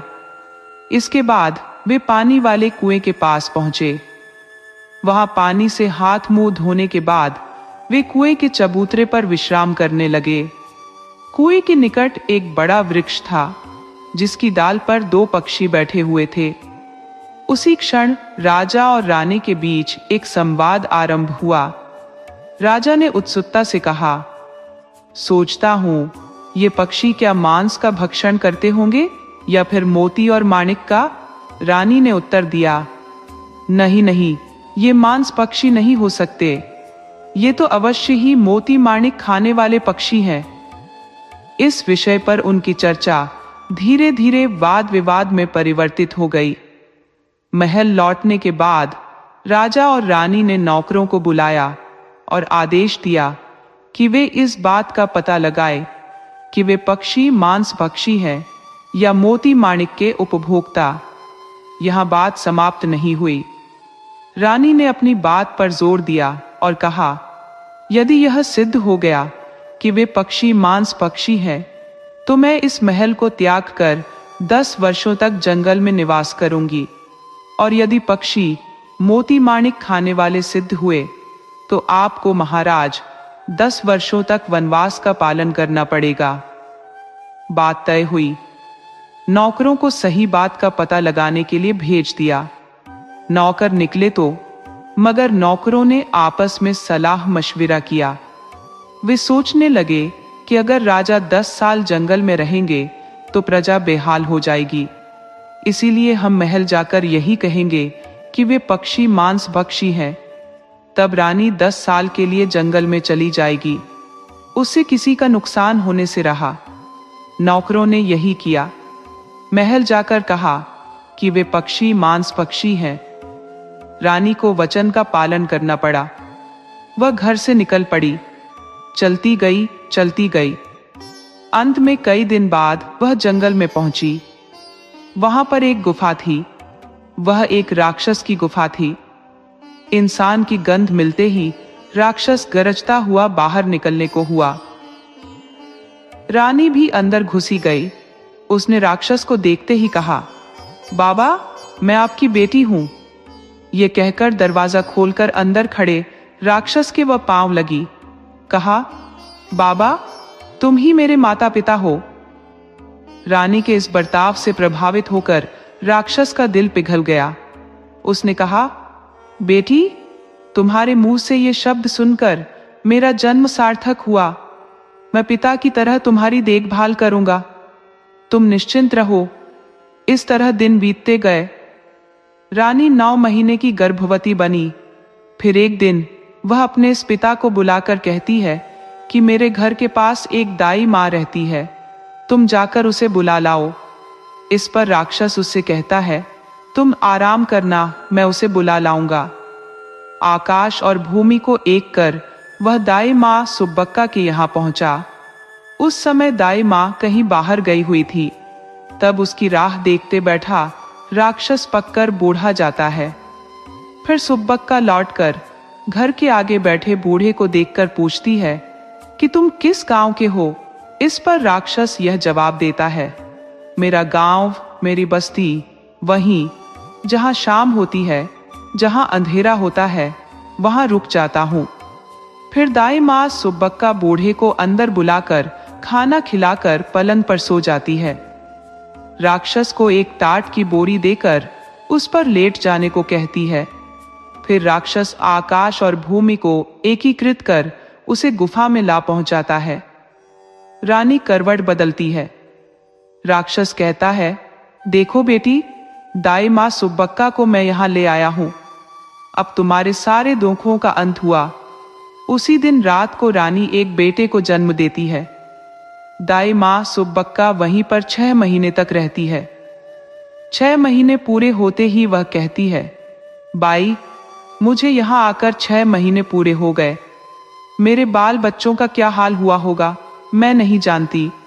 अब मुझे अपने घर लौटने दो। बात सुनकर रानी कहती है कि मैं अपने बाप से कह दूंगी, उनके कहने पर तुम्हें भेज देते हैं। फिर शाम को राक्षस घर लौटता है। लौटने पर रानी उसे कहती है, बाबा, दाई माँ सुब्बक्का को यहाँ आए 6 महीने हो गए। अब उसे उसके घर भेजना है। खाली हाथ नहीं भेजते, इसलिए उसे एक साड़ी चोली देकर उसका सम्मान करना चाहिए। राक्षस बेटी की बात मानकर साड़ी चोली ले आता है। वह भी उसे देकर सोना सिक्के देकर पलंग पर लेटने को कहता है। फिर उसे ले जाकर पानी गलने के समय उसे घर छोड़ आता है। इस तरह रानी जंगल में बेटे को पालती रहती है। एक दिन वह बेटा खेलने के लिए गेंद और भंगरा मांगता है। उसका नाना लाकर देता है। लड़का खेलते खेलते बाहर आता है। तब उसकी माँ और नाना दोनों उसको बाहर आकर खेलने से मना करते हैं। लड़का इस पर पूछता है कि बाहर आकर खेलने से मना क्यों करते हैं। माँ कहती है, अगर बाहर खेलना ही है तो ठीक है, उस दिशा में मत जाना। माँ के मना करने पर भी यह लड़का तीर कमान लेकर उसी दिशा में जहां राजा रहता है जाता है। इस तरह अब वह 10 साल का हो जाता है। एक दिन बेटा यहीं कहीं जाता है। रानी राक्षस से कहती है कि मुझको पता नहीं क्यों डर लग रहा है। वह मेरी बात नहीं मानता। तुम भी घर में नहीं रहते, इसीलिए मुझे मेरे राज्य वापस भेज दो। यह बात सुनकर राक्षस को दुख पहुंचता है।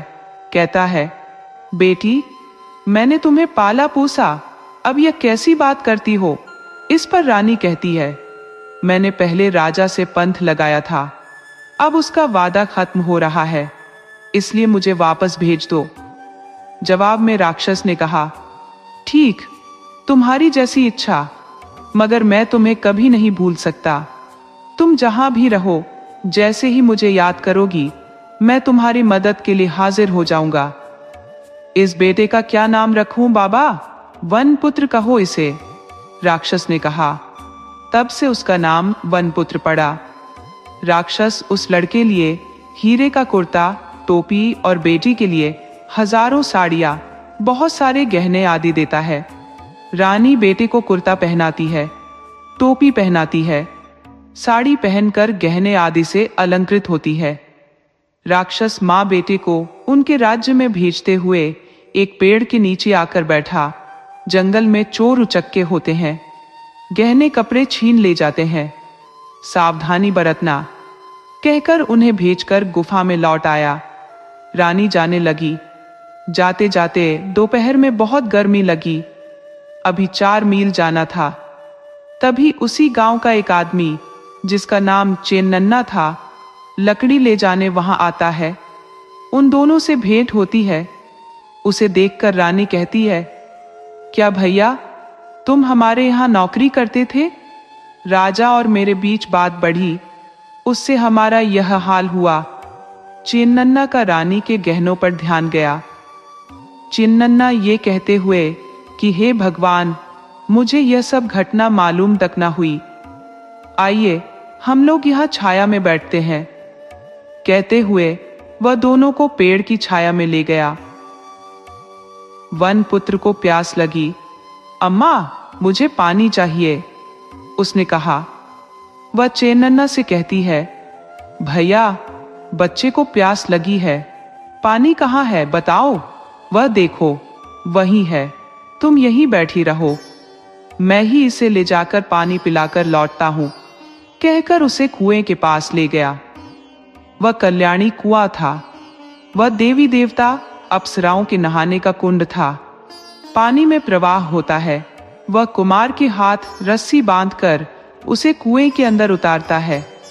उतारकर रस्सी को काटकर कुमार को वहीं पानी में छोड़कर लौटता है। पेड़ के पास आता है। चेन्नन्ना को अकेले आते देखकर वह पूछती है, तुम मेरे बेटे को कहाँ छोड़ आए? जवाब में कहता है, तुम्हारा बेटा कहाँ आता है, तुम मेरे घर चलो, तुम्हारे गहने लेने हैं। वह बेटे को याद कर जोर से रोती है। वह उसे जबरदस्ती घर ले जाता है और उसने कहा, यहीं पड़ी रह, जो कुछ खाने को दूंगा उसी को खाकर चुप रह। अपने बेटे की याद में उसने कुछ भी खाया पिया नहीं। तभी उसे अपने बाप राक्षस की याद हो आती है। वह तब मन में उनका स्मरण करती है। राक्षस भूमि और आकाश के बीच एकाकार हो खड़ा हुआ। पूछा, तुम्हें कौन सी मुसीबत आ पड़ी? तुमने मुझे याद किया। उसने जवाब में चेन्नन्ना ने किस तरह बेटे को कुएं में ढकेला, गहने कपड़े छीने आदि सारा मामला बताया। तुरंत राक्षस ने चेन्नन्ना को बुलाकर कहा, चलो वह कुआं दिखाओ। चेन्नन्ना तुरंत आकर कुआं दिखाता है। तब कुएं में वनपुत्र लाश बनकर पड़ा था। तभी राक्षस वनपुत्र को उठाकर पुनर्जन्म दिलाता है। पुनर्जन्म मिलने के बाद उसे अपनी दोनों भुजाओं पर बिठाकर शहर ला छोड़ता है। दूध का कुआं, पानी का कुआं, इन दोनों के पास पंथ जो बना था, उस स्थान पर वे तीनों लोग आते हैं। राक्षस राजा को पत्र लिखता है, 10 साल पहले तुमसे पंथ कर तुम्हें छोड़कर जो पत्नी गई थी, वह अभी अपने बेटे के साथ दूध का कुआं, पानी का कुआं, इन दोनों के पास आई है। आकर उन्हें ले जाओ। राजा राक्षस द्वारा लिखा पत्र पढ़ता है। उसे पत्नी की याद सता रही थी। अब उसे हाथी और घोड़े के ऊपर बिठाकर जलसे के साथ घर ले आता है। आकर वनपुत्र को देख खुश होता है। लकड़ी वाले चेन्नन्ना को काटकर उसका तोरण बांधकर उसी के ऊपर बीवी बेटे को ले जाता है और राक्षस ये कहकर कि मेरी भी उम्र हो गई, मेरा सब कुछ आप ले जाइए, अदृश्य हो जाता है। कुछ दिन बाद राजा रानी को राक्षस की याद आती है। वे लोग उससे मिलने जाते हैं। गुफा का दरवाजा खोलकर देखते हैं तो राक्षस वहां मृत मिलता है। शोक संतप्त ये परिवार उसे श्रद्धांजलि देकर लौटता है। बाद में सब आराम से जीवन जीते हैं। दोस्तों, आपको कहानी कैसी लगी? अपने सुझाव कमेंट करना न भूले। तो चलिए आज की अगली कहानी शुरू करते हैं।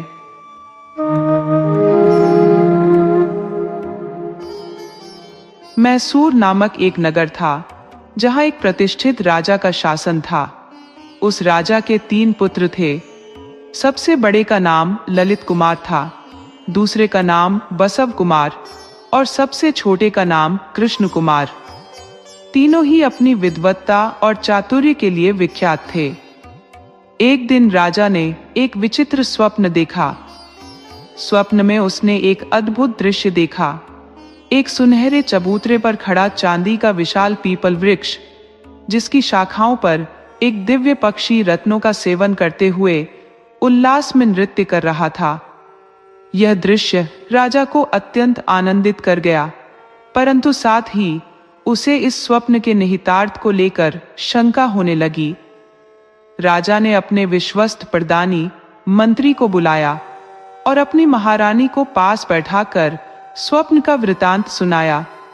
उसने चिंता व्यक्त की, इस स्वप्न ने मुझे प्रसन्न तो किया, परंतु ऐसा प्रतीत होता है जैसे ये किसी अनिष्ट का संकेत दे रहा हो। क्या ऐसा संभव है कि कोई पुण्यात्मा इस पक्षी को यहाँ ला सके? प्रधानी ने राजा की बात सुनकर तत्काल शहर में घोषणा करवाने का निश्चय किया। उसने 1000 स्वर्ण मुद्राओं का इनाम तय कर नगर में ढिंढोरा पिटवाया। परंतु जिसने भी इस स्वप्न की बात सुनी, सबने इसे असंभव करार दिया। लोगों का कहना था कि ऐसा दृश्य केवल कल्पना में ही संभव है, वास्तविकता में नहीं। राजा के तीनों पुत्र, जो अबोध लगते थे परंतु साहस और संकल्प में दृढ़ थे, अपने पिता के पास पहुंचे और बोले, पिताजी, आप चिंता न करें, हम इस पक्षी और उस अद्भुत वृक्ष को आपके पास अवश्य लेकर आएंगे। उनके इस निश्चय को सुनकर परदानी ने उन्हें रोकने की चेष्टा की। उसने कहा, यदि तुम ऐसा करोगे और असफल हो गए तो लोगों को तुम पर संदेह होगा। यह तुम्हारे लिए उचित नहीं होगा।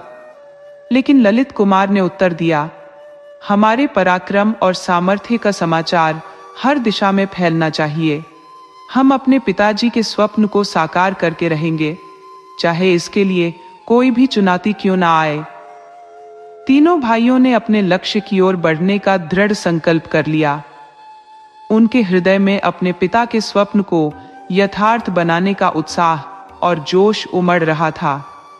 अब देखना यह था कि उनकी यह यात्रा किस प्रकार के रोमांच और संघर्ष से भरी होगी। ललित कुमार बसव कुमार की प्रतिज्ञा की बात राजा तक पहुंचती है। सुनकर राजा को खूब चिंता होती है। वे सोचने लगते हैं कि जो काम संसार में कोई नहीं कर सकता वह ये बच्चे कहां से कर पाएंगे। ललित कुमार और बसव कुमार ने परदानी से यह पता लगाने के लिए कहा कि राजा उन्हें भेजेंगे कि नहीं। परधानी राजा से पूछता है। तब राजा बच्चों को निराश न करने के उद्देश्य से उन्हें आगे बढ़ने की अनुमति देता है। अगले दिन लड़के निकलने को तैयार होते हैं तो उनकी मां खाना बनाकर उन्हें खिलाती है और रास्ते के लिए पाठिए भी बांध कर दे देती है। लड़के अपनी यात्रा के लिए घुड़साल से अच्छे से घोड़े चुनकर यात्रा पर निकलने को तैयार होते हैं। फिर दोनों लड़के शहर में जलसा कर अपने काम पर निकलते हैं। तब तक कृष्ण कुमार घर आकर मां से अपने भाइयों के बारे में जानकारी लेता है। मां से जानकारी पाकर वह भी अपने भाइयों के साथ निकलने का हठ करता है तो उसे भी मां खाना खिलाकर उसके भाइयों के साथ जाने देती है। कृष्ण कुमार पाठे को लेकर फिर भाइयों के पास पहुंचने के लिए भाग आता है। तब तक भाई लोग काफी दूर निकल गए होते हैं। वह उनसे मिलने के लिए भागता तो है मगर जल्दी थक जाता है। फिर भी भाई लोग नहीं मिलते। अब घर भी दूर, भाई भी नहीं मिले। वह बहुत दुखी होता है। वह और थोड़ी दूर आगे बढ़ता है। वहां उसे एक बड़ी नदी दिखती है। वहां पर उसके दोनों भाई बैठे होते हैं। उन्हें देख उसकी सारी थकान दूर होती है। वह खुशी से उछलकर भैया कहकर जोर से पुकारता है। विधि का खेल उसकी खुशी का दूसरा परिणाम निकला। दोनों भाई उसे देख गुस्से में आते हैं और डांट कर कहते हैं, मूर्ख, तू क्यों आया? वहां माँ बाप के पास कोई नहीं, वापस जा। कहकर उसे छांटा मारते हैं। वह थोड़ी दूर लौटकर वापस आ जाता है। भाइयों को आवाज देता है। नदी में उस समय नहा रहे भाई बाहर आते हैं और गुस्से से उसे नदी में धकेल देते हैं। फिर खाना खाने बैठते हैं मगर देखते क्या है कि सारा पाठे बासी होकर उसमें से पानी निकल रहा है। तब छोटे भाई का पाठे खोलते हैं। वह बहुत ताजा होता है जिसे खाकर वे लोग अपनी यात्रा पर आगे बढ़ते हैं। यह नदी में पड़े कृष्ण कुमार को एक बड़ी मछली निगल लेती है। निगलने पर उसे बहुत कष्ट होता है। मछली दर्द में तड़पते हुए शिव पार्वती का ध्यान कर एक चट्टान पर बैठकर रोती रहती है। तभी शिव पार्वती अपने करोड़ों अनुयायियों के साथ उसी मार्ग से गुजरते हैं। उन्हें मछली का रोना सुनाई देता है। वे मछली से पूछते हैं। मछली के पेट का दर्द जानकर वे एक भस्म बनाकर देते हैं। उस भस्म का सेवन करते ही कृष्ण कुमार मछली के मुंह से बाहर आता है। शिव पार्वती कैलाश लौट जाते हैं। मछली कृष्ण कुमार से कहती है कि तुम मेरे पेट से जन्मे हो, इसलिए तुम मेरे बेटे हो। कृष्ण कुमार अबोध बालक था। उसने सारी कहानी मछली को सुना दी तो मछली उसे अपनी पीठ पर बिठाकर नदी के दूसरे किनारे पर पहुंचा देती है। उधर ललित कुमार और बसव कुमार तरीकेरे नामक शहर तक आ पहुंचते हैं। वहां पर एक वेश्या का घर होता है। वह अपने मकान के आगे एक पट्टिका लगाए रहती है जिसमें यह लिखा रहता है कि मेरे यहाँ आने वाले राजा को मुझे एक रात के लिए 1000 रुपए का शुल्क लगेगा और मेरे दिए पानी में इस तरह नहाना होगा कि बाल गीले ना हो। उसके बाद झूले पर आकर बैठकर पासा खेलते बैठना होगा। इस तरह खेलते समय एक बिल्ली की मदद से वह वेश्या जीत जाती है। इस तरह तीसरा खेल खेलते समय कृष्ण कुमार बिल्ली का आना ध्यान से देखता है और उसे अपने पामों से लात मारता है। तब उसी की, कृष्ण कुमार की, जीत होती है।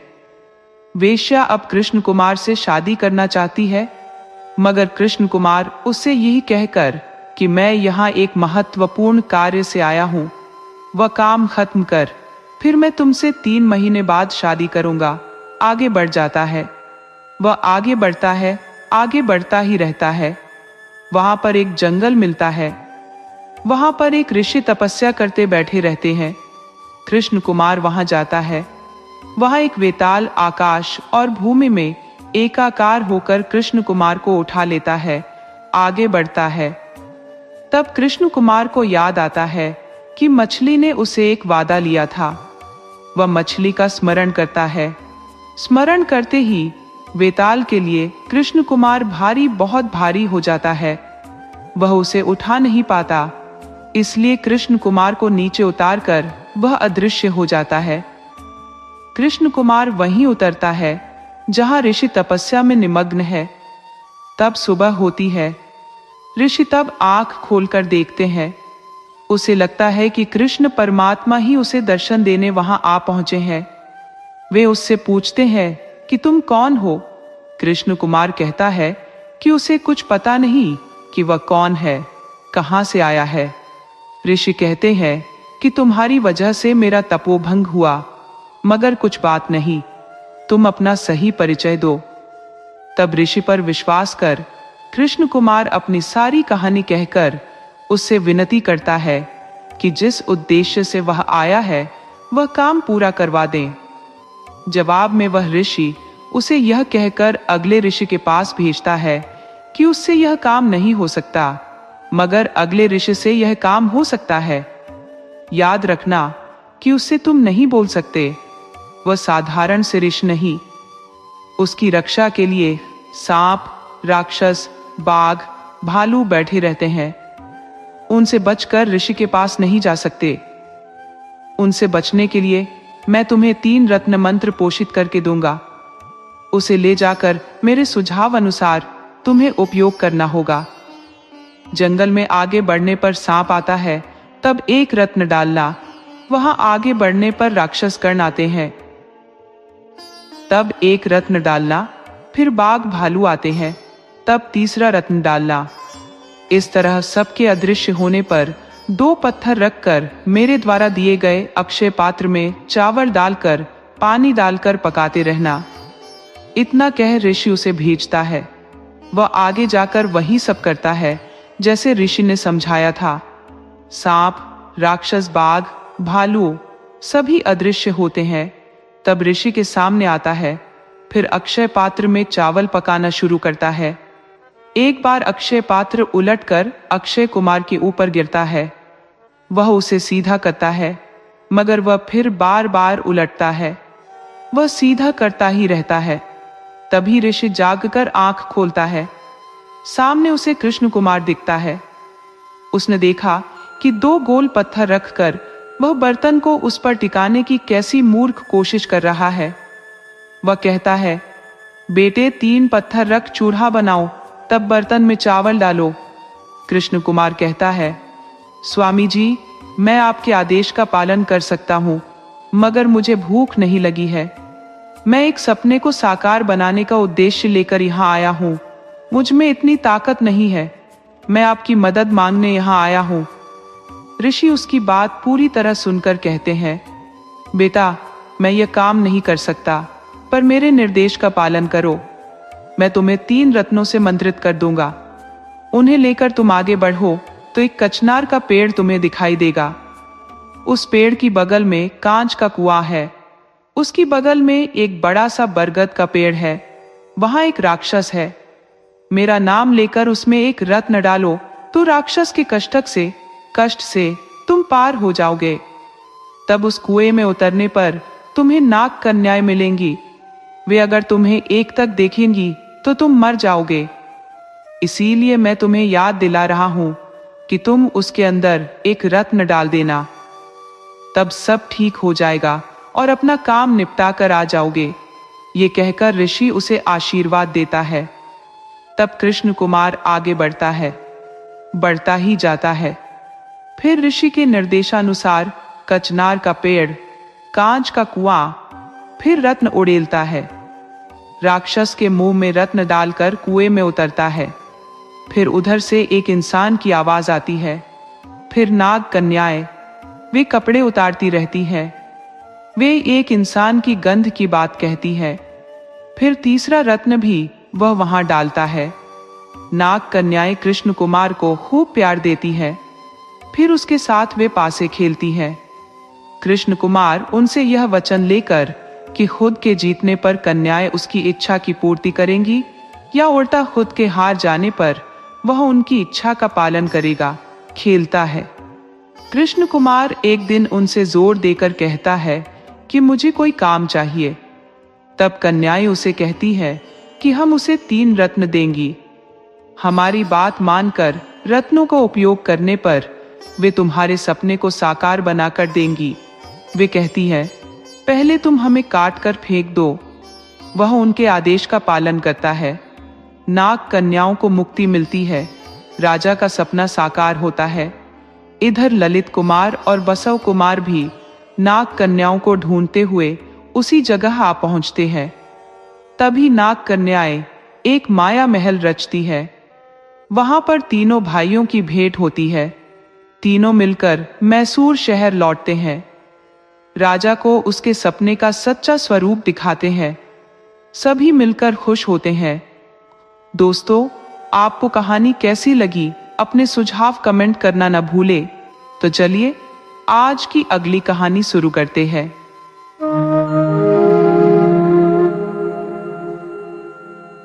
एक समय की बात है, एक राजा था जिसके 7 पुत्र थे। उनमें से बड़े 6 पुत्रों को उसने अलग अलग राज्यों का सामंत नियुक्त किया था। सबसे छोटा पुत्र अपनी मां के पास रहता था। एक दिन उस छोटे बेटे ने अपनी मां से पूछा, मां, मेरे भाई कहाँ गए हैं? उन्हें घोड़े पर चढ़कर कहीं जाते देखा है, बताओ वे कहाँ गए हैं? उसने यह बात इतनी जिद के साथ कही कि मां को सच सच बताना पड़ा। सारी बात जानने के बाद छोटे पुत्र ने दृढ़ता से कहा, कुछ भी हो, मुझे अपने भाइयों से मिलना ही है।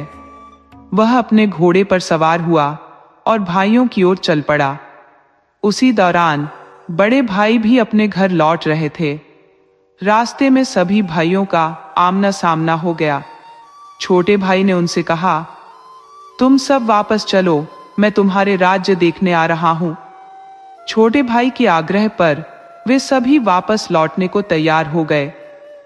लौटते समय रास्ते में एक विशाल मंदिर पड़ा।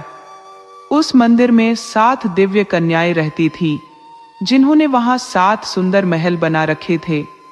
उन कन्याओं का ऐसा स्वभाव था कि जो भी यात्री वहां आता, वे उसकी 3 महीनों तक सेवा करती और फिर 3 माह पूरे होते ही उसे अपनी काली मां को बलि चढ़ा देती।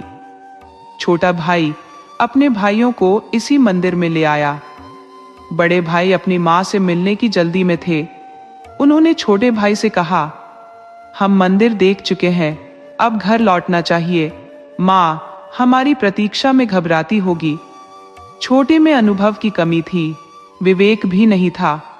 वह तुरंत लौटने को तैयार न हुआ। कहने लगा, हमें मंदिर को ठीक से देखना है भैया, अभी रुक जाओ। फिर मंदिर में वे 7 देव कन्याएं भी आ गईं। इन लोगों के बारे में सारी जानकारी लेकर इन्हें घोड़ों से नीचे उतरवा लिया। 7 लोगों के घोड़ों को पत्थर बना दिया। 7 देव कन्याओं ने इन 7 राजकुमारों को आपस में बांट लिया। ये सावधानी भी बरती कि इन 7 भाइयों में से कोई भी आपस में एक दूसरे को नहीं देख पाए। इस तरह 2 महीने बीत गए। बड़े राजकुमार को अब चिंता होने लगी। उसको इस बात की चिंता हुई कि आपस में भाई लोग एक दूसरे का चेहरा भी नहीं देख पा रहे हैं, यहाँ आकर फंस गए हैं। माता पिता को इसकी जानकारी भी नहीं कि हम लोग कहाँ हैं। उसने जाकर छोटी देवकन्या के पांवों पर झुककर विनती की कि अब हम लोगों को जाने दो, नहीं तो मैं आत्महत्या कर लूंगा। इस पर उसने कहा कि मैं अपना राज खोल दूंगी तो फिर मेरी बहनें मेरी मरम्मत करेंगी। कल को पूरे 3 महीने हो जाएंगे। कल काली माँ को तुम लोगों की बलि चढ़ाएंगे। किसी तरह कोशिश करके तुम लोग भाग जाओ। इस पर भी वह चुप न हुआ, विनती करता ही रहा। फिर अंत में उस छोटी देवकन्या ने कहा, कल तुम लोगों को यहाँ आए 3 महीने हो जाएंगे और तुम लोगों को काली माँ की आहुति में बलि दे देंगे। किसी भी तरह कोशिश करके अपने को बचाकर निकल जाओ। उसने फिर पूछा, उपाय तो बताओ। मैं मुसीबत में फंसूं या मेरी बहनें मुझे खत्म कर देंगी, इस बात की चिंता नहीं, मगर तुम लोग बलि चढ़ने से बच जाओ। कहकर 7 नींबू हाथ में उठाए, उन्हें मंत्रित कर उसके हाथ में देकर कहा, ये नींबू अपने पास रखो और इन्हें 7 पत्थर बने घोड़ों के सिर पर फोड़ो तो वे सजीव हो उठेंगे। फिर उसने शिकाकाई के बीज, कोयला और रेत हाथ में उठाकर उन्हें भी मंत्रित कर उसके हाथ में दिया। कहा, अपने भाइयों के घोड़ों को आगे कर तुम उनका पीछा करो, मगर एक बात है, हम लोग जब तक काली माँ की पूजा कर देवेंद्र को प्रणाम कर यह लौटे नहीं, उससे पहले तुम्हें यह काम कर देना चाहिए। 7 देवकन्याएं देवेंद्र के दरबार में नर्तन कर नमस्कार कर लौटने को थी कि उससे भी पहले 7 राजकुमार काली मंदिर पहुंच गए। काली माँ इन लोगों को देखकर तुरंत हंस पड़ी। मंदिर में तंगे मुंडों को दिखाकर, तुम लोगों का भी यही हाल होगा, कह दया दिखाई। इन लोगों ने उससे विनती की, माँ, तुम्हें हम लोगों के प्रति सहानुभूति हो तो कृपया दरवाजा खोलो। देवी ने दरवाजा खोल दिया, पर तेनगे सभी मुंड इन लोगों को देखकर हंसे। इन लोगों की नकल उतारकर कहा, देखो, बड़े बड़े राजा और शूर से अति शूर वीरादि वीरों की जो हालत बनी, तैयार रहो, तुम लोगों का भी यही हाल होगा। 7 राजकुमारों ने काली माँ को प्रणाम अर्पित किया, फिर घोड़ों पर नींबू फोड़े। घोड़े फिर से प्राणवान बने। 7 घोड़ों पर चढ़े और तेजी से निकल पड़े। 7 देवकन्याएं लौटी, देखा कि राजकुमार तो निकल गए हैं।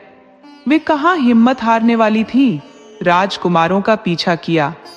वे अदृश्य होकर माया अपनाकर जा रही थी, इसीलिए 6 बड़े राजकुमार उन्हें देख नहीं पा रहे थे। छोटे वाले को मात्र वे दिख रही थी। छोटी देवकन्या ने छोटे से कहा था कि आगे बढ़ते समय शिकाकाई के बीज पीछे की तरफ फेंकते जाना। वह उसी अनुसार बीज फेंकता आगे बढ़ रहा था। सड़क पर शिकाकाई के कांटे पड़े थे। देवकन्याओं की साड़ियों में वे उलझ गए, मगर किसी तरह वे उन्हें छुड़ाकर आगे बढ़ी। राजकुमार ने कोयला फेंका, आकाश तक कोयले से आग निकली फैली। वे उसे भी लांघकर आगे बढ़ गई।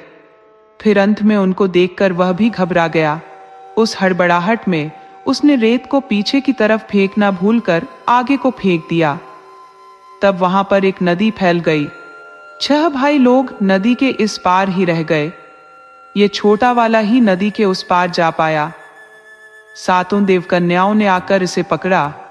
ये सोचकर 7 को भगा लाने का दोषी यही है। उसको पकड़कर उसका सिर काट डाला।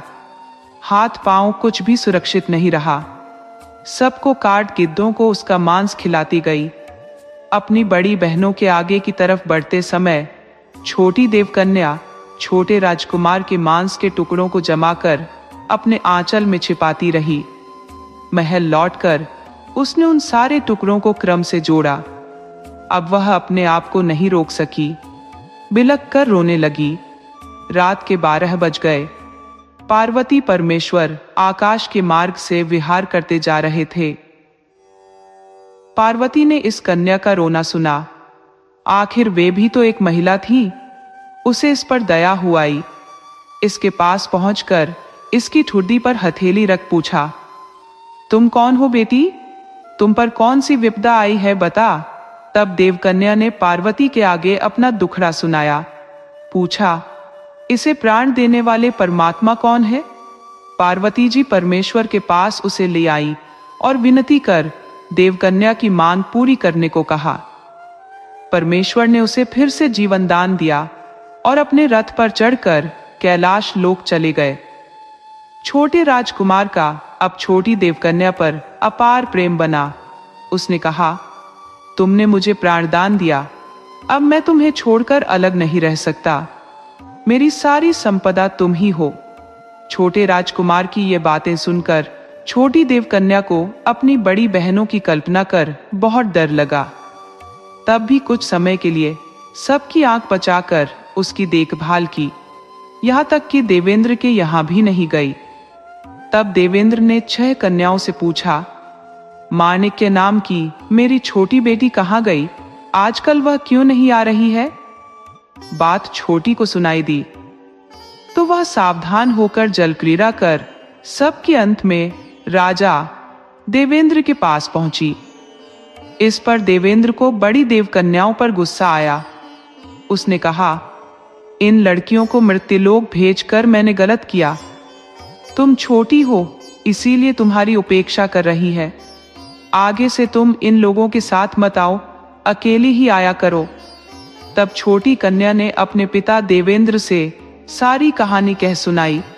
बताया कि किस तरह उसने छोटे राजकुमार के प्राण बचाए। सुनकर देवेंद्र ने उससे कहा कि तुमने अच्छा किया, अब उसे तुम ही छिपा कर रखो, अपनी बहनों को इसकी खबर नहीं लगने देना। इस प्रकार कुछ दिन और बीते। राजकुमार को अपने शहर की याद आई। उसने देवकन्या से कहा, मुझे यहाँ आकर बहुत दिन हो गए, अब मुझे लौटना होगा। छोटी कन्या ने कहा, ठीक है, अब मैं तुम्हें सुरक्षित भेज दूंगी। इस पर राजकुमार ने यह कहा, नहीं, मैं तुम्हें यहाँ अकेली रहने न दूंगा, मैं तुमसे शादी करूंगा।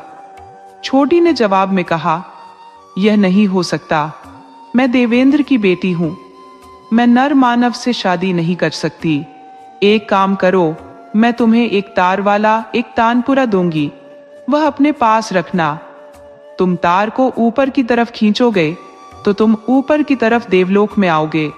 मैं वहां पर तुम्हें मिलूंगी, तुम नीचे की तरफ तार खींचोगे तब भूलोक में पहुंच जाओगे।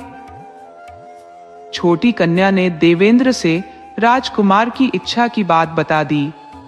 देवेंद्र को यह बात नहीं भाई, उसने इनकार कर दिया। फिर राजकुमार लौट कर आया। शहर के पास आकर उसने अपने भाइयों को गडेरियों से संदेश भेजा कि उसने देवकन्या से शादी की है, वे आकर उसे ले जाए। पहले तो भाइयों को विश्वास न हुआ, क्योंकि उन्हीं के आगे छोटे की हत्या हुई थी। संदेश की परीक्षा करने के उद्देश्य से वे सब आते हैं, आकर अपने छोटे भाई को देखकर संतुष्ट होते हैं। पूछते हैं कि देवकन्या कहाँ है? वह जवाब में कहता है, मैं तुम लोगों को दिखाऊंगा, थोड़ा समय चाहिए। उन भाइयों की एक छोटी बहन थी। छोटे राजकुमार ने महल के एक कमरे में एक तार को छिपाकर रखा था। एक दिन ऐसा हुआ कि राजकुमार कहीं बाहर गया हुआ था और तभी कौतूहलवश राजकुमारी ने राजकुमार का वह कमरा खोलकर एक तार को उठाकर बजा दिया। वास्तव में छोटे राजकुमार को छोड़कर और कोई उसे इस्तेमाल नहीं कर सकता था। जैसे ही राजकुमारी ने तार खींचा, देवकन्या को बाहर आना ही था, आ गई। राजकुमारी के तार खींचने से उसे गुस्सा आया। उसने राजकुमारी से कहा, तुम अपने भाई से कहो कि अब देवकन्या कभी नहीं आएगी। इतना कहकर देवकन्या चली गई। राजकुमार महल लौट आया। अपने कमरे में बैठकर खुश होकर उसने एक तार को खींचा। देवकन्या नहीं आई। उसको आश्चर्य और दुख एक साथ हुआ। उलटा गिरकर रोने लगा। अपनी माँ से पूछा कि कमरे का दरवाजा किसने खोला था। सारी बात जानकर वह दोबारा घोड़े पर चढ़कर गया। 8 दिनों में वह किसी तरह देवकन्या के पास पहुंचा और उसे ले आया। सभी के आगे उससे शादी कर सुख से बहुत समय तक राज करता रहा। दोस्तों, आपको कहानी कैसी लगी अपने सुझाव कमेंट करना न भूले। तो चलिए आज की अगली कहानी शुरू करते हैं।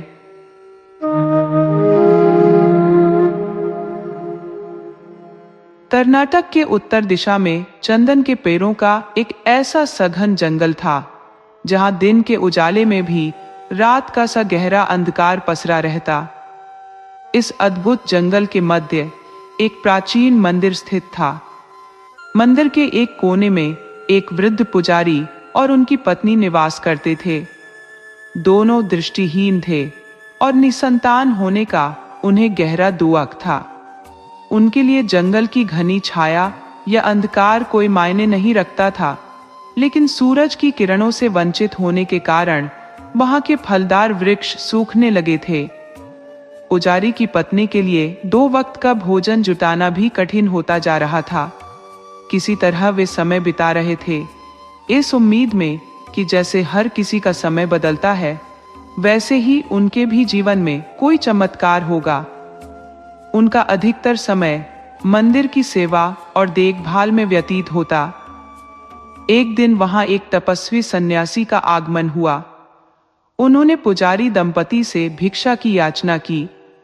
पुजारी की पत्नी जंगल में गई और जो भी थोड़े बहुत फल मिले उन्हें समेट कर लाई। घर में जो भी रूखा सूखा बचा था उसी से उन्होंने अतिथि की सेवा की। सन्यासी उनकी सादगी और सेवा भावना से बहुत प्रसन्न हुए और बोले, वत्स, तुम्हारी सेवा भाव से मैं संतुष्ट हूं। अपनी कोई अभिलाषा बताओ जो मैं पूरी कर सकूं। दंपति ने एक स्वर में उत्तर दिया, हे अतिथि देवता, हम दोनों वृद्ध हो चले हैं। हमारी देखभाल करने वाला कोई नहीं है। हमें संतान का आशीर्वाद चाहिए। सन्यासी ने अपनी सिद्धि से वरदान दिया, तथास्तु, तुम्हारे यहाँ एक कन्या का जन्म होगा। सौदागर पलंग पोश लेकर जंगल के पार चला गया। रास्ते में उसे एक भव्य महल नजर आया, जिसे देखकर वह चकित रह गया। पहले उसने कभी इस महल को नहीं देखा था। असल में वह राक्षस राजा का मायावी महल था। वह राजा बेहद निर्दयी और स्वेच्छाचारी था। वह न केवल लोगों को सताता बल्कि उनकी मनपसंद चीजें छीन लेता। उसके अत्याचारों के कारण उसके महल के आसपास कोई जीव जंतु भी नहीं भटकते। पक्षियों की चहचहाहट सुनकर वह क्रोध से भर उठता था। यही वजह थी कि उसे राक्षस राजा के नाम से जाना जाता था। सौदागर दुर्भाग्यवश सीधे इसी महल में पहुंच गया। रानी ने पलंगपोश देखा तो वह उसे अत्यंत भाया। उन्होंने उसे मनचाही कीमत देकर खरीद लिया। जब रात में राजा और रानी उस पर सोए तो उन्हें अजीबोगरीब अनुभव हुआ।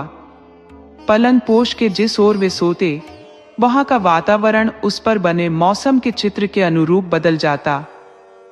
रानी की ओर ग्रीष्म ऋतु का एहसास था, जिससे उन्हें पसीना आ रहा था। राजा की ओर शीत ऋतु का दृश्य था। ठंड के कारण उनके दांत किटकिटाने लगे। उन्हें समझ में आया कि यह सब उस पलंगपोश पर काढ़े गए चित्रों का चमत्कार है। जैसे तैसे सवेरा हुआ।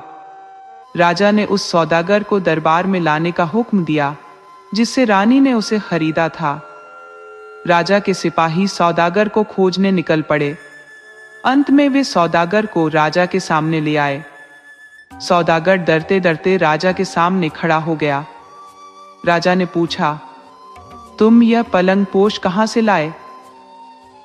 सौदागर बोला, चंदन के जंगल के बीच में एक प्राचीन मंदिर है। उसी मंदिर के अंधे पुजारी की कन्या ने इसे बनाया। मैंने उससे ही इसे खरीदा था। राजा तो राक्षस था ही। उसके मन में यह बात आई कि जिसके हाथ की कशीदाकारी इतनी सुंदर है, वह स्वयं कितनी सुंदर होगी। मैं तो उसे अपनी रानी बनाऊंगा। उसने सैनिकों को आदेश दिया, तुम्हें पता नहीं कि हमारे राज्य में इतना अच्छा काम करने वाली लड़की रहती है। जाओ, उस पुजारी की कन्या को हमारे सामने लेकर आओ। सैनिक जब जंगल के मंदिर में पहुंचे तो अक्का अपने माता पिता को भोजन परोस रही थी। सैनिकों ने अक्का को राजा का आदेश सुनाया, ए लड़की, झटपट तैयार हो जाओ, राजा ने तुम्हें राजमहल में बुलाया है। अक्का ने पूछा, पर मुझे क्यों? बस कोई सवाल मत करो, जल्दी चलो।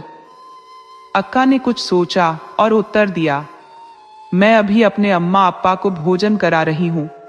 इसके बाद मुझे उनके लिए संध्या के भोजन की व्यवस्था भी करनी है।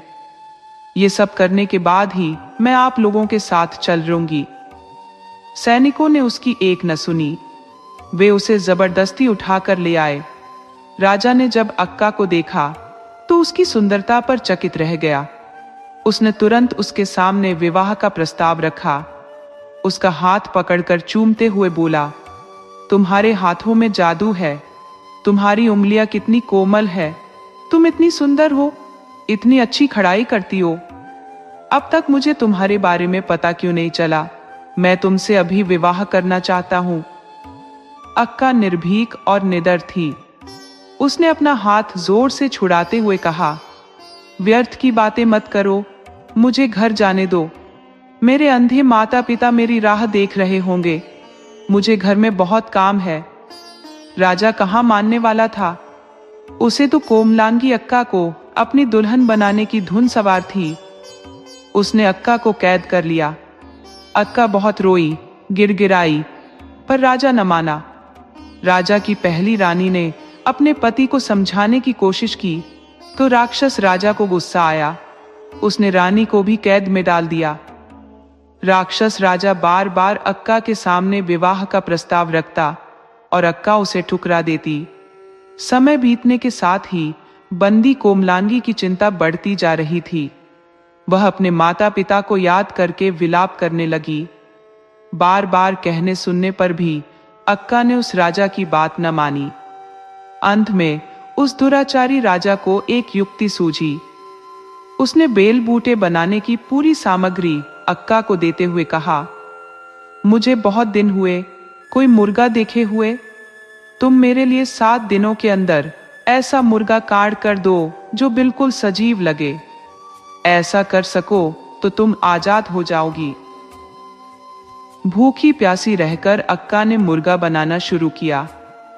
7वें दिन काम पूरा हुआ। अक्का को अपने माता पिता की याद आ रही थी। इसी सोच में इसके हाथ में सुई चुभ गई। उंगली से खून बहने लगा। खून की एक बूंद मुर्गे की कलगी पर पड़ी तो मुर्गे ने उसे मोती समझकर मुंह में डाला। उसी समय वह सचमुच जीवित होकर इधर उधर उड़ने लगा। राजा 8वें दिन मुर्गा देखने गया। एक मुर्गे को इधर उधर कूदते फांदते देखकर राजा को आश्चर्य तो हुआ, पर उसके मन में बेईमानी आ गई। उसने सोचा, यदि मैंने मान लिया कि यह धागे से कढ़ाई करके बनाया गया मुर्गा है तो यह सुंदर कोमलांगी कन्या लौट जाएगी और मुझसे विवाह न करेगी। वह अक्का को अपनी ओर खींचकर बोला, यह मुर्गा तो पहले से ही महल के आसपास घूमता फिरता था। तुम्हारा कशीदेकारी वाला मुर्गा कहाँ है? राजा की बात सुनकर मुर्गे को बहुत गुस्सा आया। वह जोर जोर से बांग देते हुए इधर उधर कूदने लगा। इस पर भी राजा ने अक्का को नहीं छोड़ा तो मुर्गा राजा की दाढ़ी पर झपटा और उसे नोचने लगा। राजा ने अक्का को छोड़ते हुए कहा, अभी तो मैं तुम्हें छोड़ देता हूं, तुम्हें 1 हफ्ते का समय देता हूं।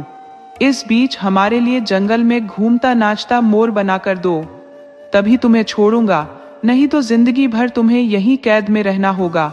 तुम्हारे अंधे माता पिता को भी कैद में डाल दूंगा। बेचारी अक्का रात दिन लगकर फिर से मोर बनाने में जुट गई। 7 दिनों में मोर बन गया। अक्का को अपने माता पिता की याद आई तो आंखों से आंसू बहने लगे। उसने अपने आंसुओं से एक लकीर खींची ही थी कि तभी राक्षस राजा आया। उसने देखा कि अक्का का बनाया मोर इतना सजीव था कि लग रहा था जैसे वह सचमुच नाच रहा है। इस पर भी राजा का मन नहीं भरा। वह बोला, यह कोई मोर है? यह तो सांप जैसा है।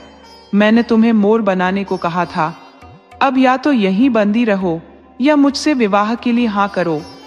अक्का ने जब यह सुना तो आंसुओं से बनाई लकीर की ओर देखा। देखते ही देखते वह लकीर सचमुच के सांप में बदल गई। अगले ही क्षण उस सांप ने राक्षस राजा को डस लिया। राक्षस राजा मर गया। राजा के मरते ही लकीर सूख गई और सांप अदृश्य हो गया। अक्का ने राजा की पहली रानी को कैद से छुड़ाकर राक्षस राजा का राज्य उन्हें सौंप दिया। कढ़ाई वाला मोर सजीव मोर बनकर अक्का और उसके माता पिता को पीठ पर बैठाकर आसमान में उड़ गया। इसके बाद अक्का को किसी ने नहीं देखा। लोगों का विश्वास है कि अक्का आसमान में आज भी उसी तरह सुंदर सुंदर कशीदाकारी करती रहती है, जो हमें वर्ष के बाद आसमान में रंग बिरंगे इंद्रधनुष के रूप में दिखाई देती है। दोस्तों, आपको कहानी कैसी लगी? अपने सुझाव कमेंट करना न भूले। तो चलिए आज की अगली कहानी शुरू करते हैं।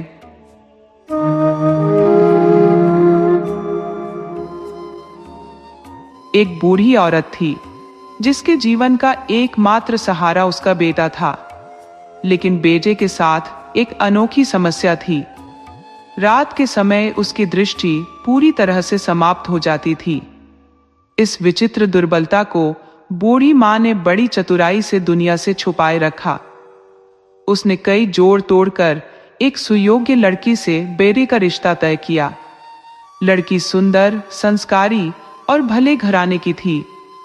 लेकिन यह रहस्य कब तक छिपा रह सकता था? शादी के बाद पहला बड़ा त्योहार आया, दिवाली। लड़की के मायके से परंपरा अनुसार न्योता आया। इस अवसर ने बूढ़ी मां की चिंता बढ़ा दी। उसने बेटे को सख्त हिदायत दी, बेटा ध्यान रखना, रात के समय तुम्हारी आंखें काम नहीं करती और यह बात तुम्हारी ससुराल वालों को मालूम नहीं है। वहां रात को कहीं बाहर न जाना। सूरज ढलने से पहले ससुराल पहुंचने की कोशिश करना और याद रखना, केवल एक दिन रुककर ही लौट आना। मां की नसीहत के मुताबिक बेटा जल्दी जल्दी ससुराल की ओर रवाना हुआ। लेकिन कितना भी तेज चलता, सूरज की रफ्तार को पछाड़ नहीं सका। आखिरकार अंधेरा घिरने से पहले वह वहां नहीं पहुंच सका। जैसे जैसे अंधेरा गहराता गया, उसकी दृष्टि मद्दम होती गई। परेशान होकर उसने एक जगह ठहरने का निर्णय लिया, लेकिन दुर्भाग्य ने उसका पीछा नहीं छोड़ा। वह अनजाने में अपने ससुराल के सामने पड़े कूड़े के ढेर पर बैठ गया। उसी समय उसकी सास कूड़ा फेंकने आई। गहराते अंधकार के कारण उसने उस पर ध्यान नहीं दिया और कूड़ा सीधा उसके सिर पर डाल दिया। जब वह परेशान होकर खड़ा हुआ तो उसकी सास ने गौर किया और पहचान गई कि यह तो उनका दामाद है। इस अप्रत्याशित स्थिति ने पूरे ससुराल को असमंजस में डाल दिया। ये घटना भले ही हास्यास्पद और असहज थी, पर उसने सच्चाई की उस पर्दे को हटा दिया जिसे छुपाने की कोशिश की गई थी।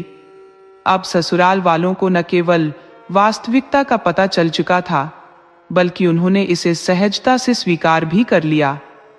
जो होना था वह हो चुका, अब उसे पछताना ही था। उसने बहुत मंसूबे बना रखे थे। दामाद पहली बार घर आ रहा है तो उसकी बहुत अच्छी आवभगत करेगी, धूमधाम से त्योहार बनाएगी, रिश्तेदार और पड़ोसियों के आगे उसका सत्कार करेगी। मगर छी, ये क्या हो गया? उसको रोना आ गया। शर्म के मारे वह तेजी से घर के अंदर भाग आई। सड़क पर उसका 10 साल का बेटा भैंस को भगाता हुआ घर लौट रहा था। उसको देखते ही उसने कहा, बेटा, तुम्हारे जीजा आए हैं, मगर पता नहीं क्यों वे हमारे घर के कूड़े वाले ढेर पर बैठ गए हैं। शायद पेशाब करने बैठे होंगे। मैं उन्हें वहां बैठे देख नहीं पाई, उनके ऊपर कूड़ा फेंक दिया। उन्हें मुझ पर गुस्सा आया होगा।